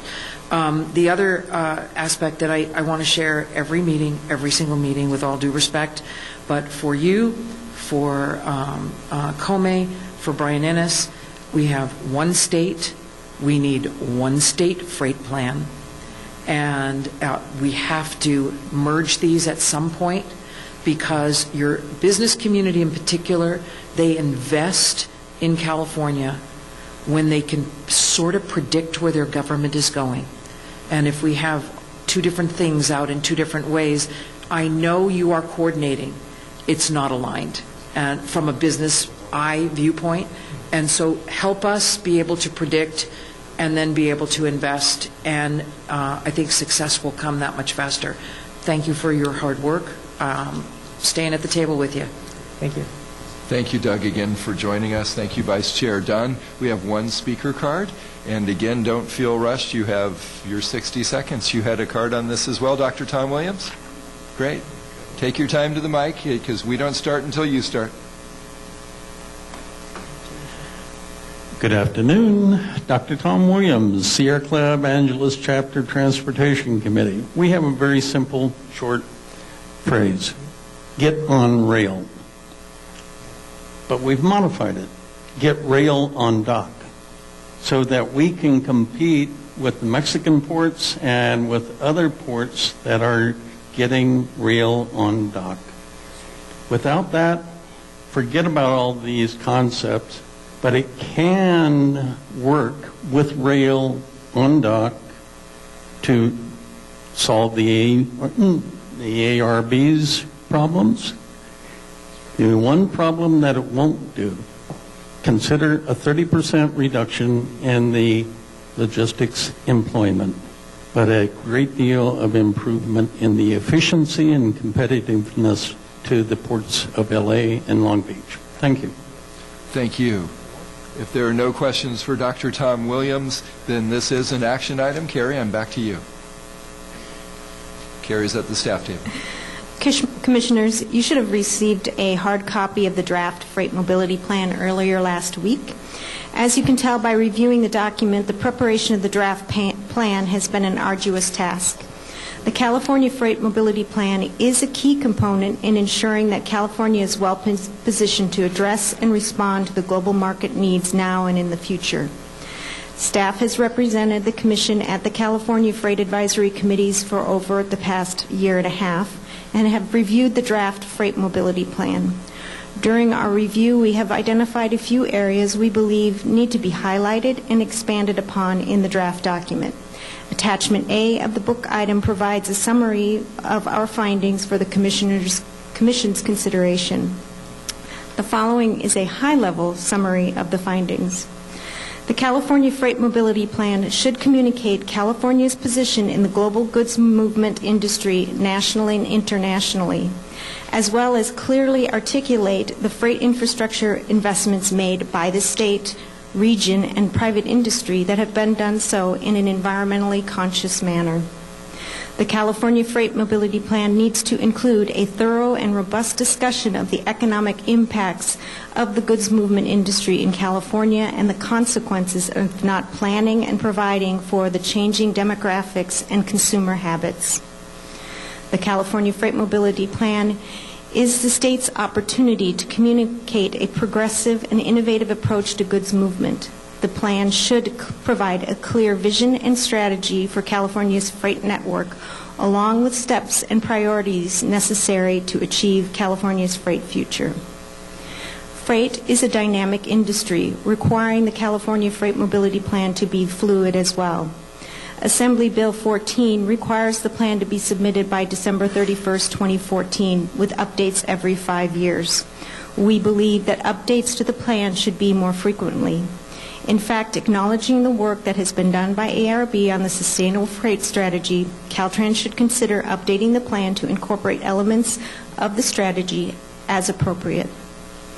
The main objective of the California Freight Mobility Plan is ultimately the identification of priority projects. While the plan does not currently have a list of priority projects, it has identified categories of projects as priority gateways, corridors, last-mile connectors, hubs, and broad initiatives. When the document is updated to include the priority projects, it should do so in a manner that builds upon regional priorities, that promotes the overall state vision, and clearly identifies those projects of national and regional significance. That concludes my overview of the findings of the staff has identified. I'd be happy to answer any questions, elaborate on any of the comments on Attachment A, or take your comments on the Freight Mobility Plan. Carrie, thank you. Comments from commissioners? Yes, Commissioner Assimi. Administratively, so the comments that were made here today, did they become part of the plan? When it becomes the final? My recommendation will be that you direct staff to prepare a letter to Caltrans with the comments on Attachment A, as well as any comments that you provide for consideration into the California Freight Mobility Plan. And again, we're working off of Attachment A, and anything that you would like to edit on Attachment A so that we can send those on to Caltrans and ARB. Including the comments made by speakers here today. If that's the direction the Commission would like us to take. I would be looking for a motion. We can always go from there, but is there a motion on staff's recommendation? Okay, there's a motion by Commissioner Fromer, a second by Commissioner Inman. Now discussion, Commissioner Inman. Oh, I'm sorry, Commissioner Assimi. Does that motion include recommendations by speakers here today? The commissioners' comments, or Mr. Hakimi from Kern County. From Kern County. Yes, Executive Director Boutros. Yes, Commissioners, if you don't mind. Mr. Hakimi can submit his comments to the department and ARB representing the region and the region's recommendations for incorporation into the plan. This item is really for you to weigh in on, so any comments that you make that you would like us to reflect in what we submit to Caltrans, we're happy to do. Caltrans, of course, is present here, so they're hearing other comments, and I would encourage Caltrans to take as many of those comments into account as possible in the update of their plan. But this is really your action item and your direction to staff as to what we need to send forward. Hakimi's comments. Is the maker and the seconder of the motion comfortable with including Mr. Hakimi's comments? That is the request of Commissioner Assimi. Can we sum her up? It was goods movement for, is Mr. Hakimi here? I think it was a goods movement. They had 3 points, goods movement plans for... acknowledging the goods movement plans that are in place already, such as Skaggs and the San Joaquin Valleys that are already fully established. Prioritizing projects that are ready for construction but without funding.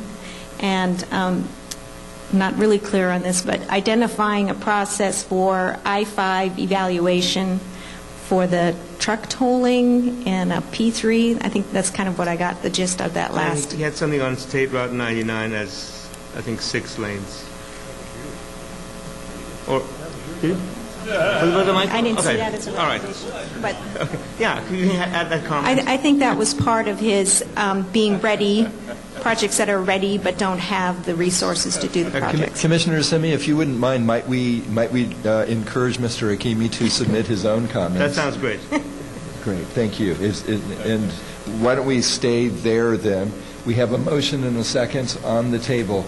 Commissioner Inman, was there something else you wanted to add? No, I just wanted to make sure that we encourage all of our partners to weigh in, and I think we need to hear from all of our regions. You know, we often hear from our rural partners, but freight is our endocrine system of our economy, so I think it really is going to be important that this is thoughtful and holistic.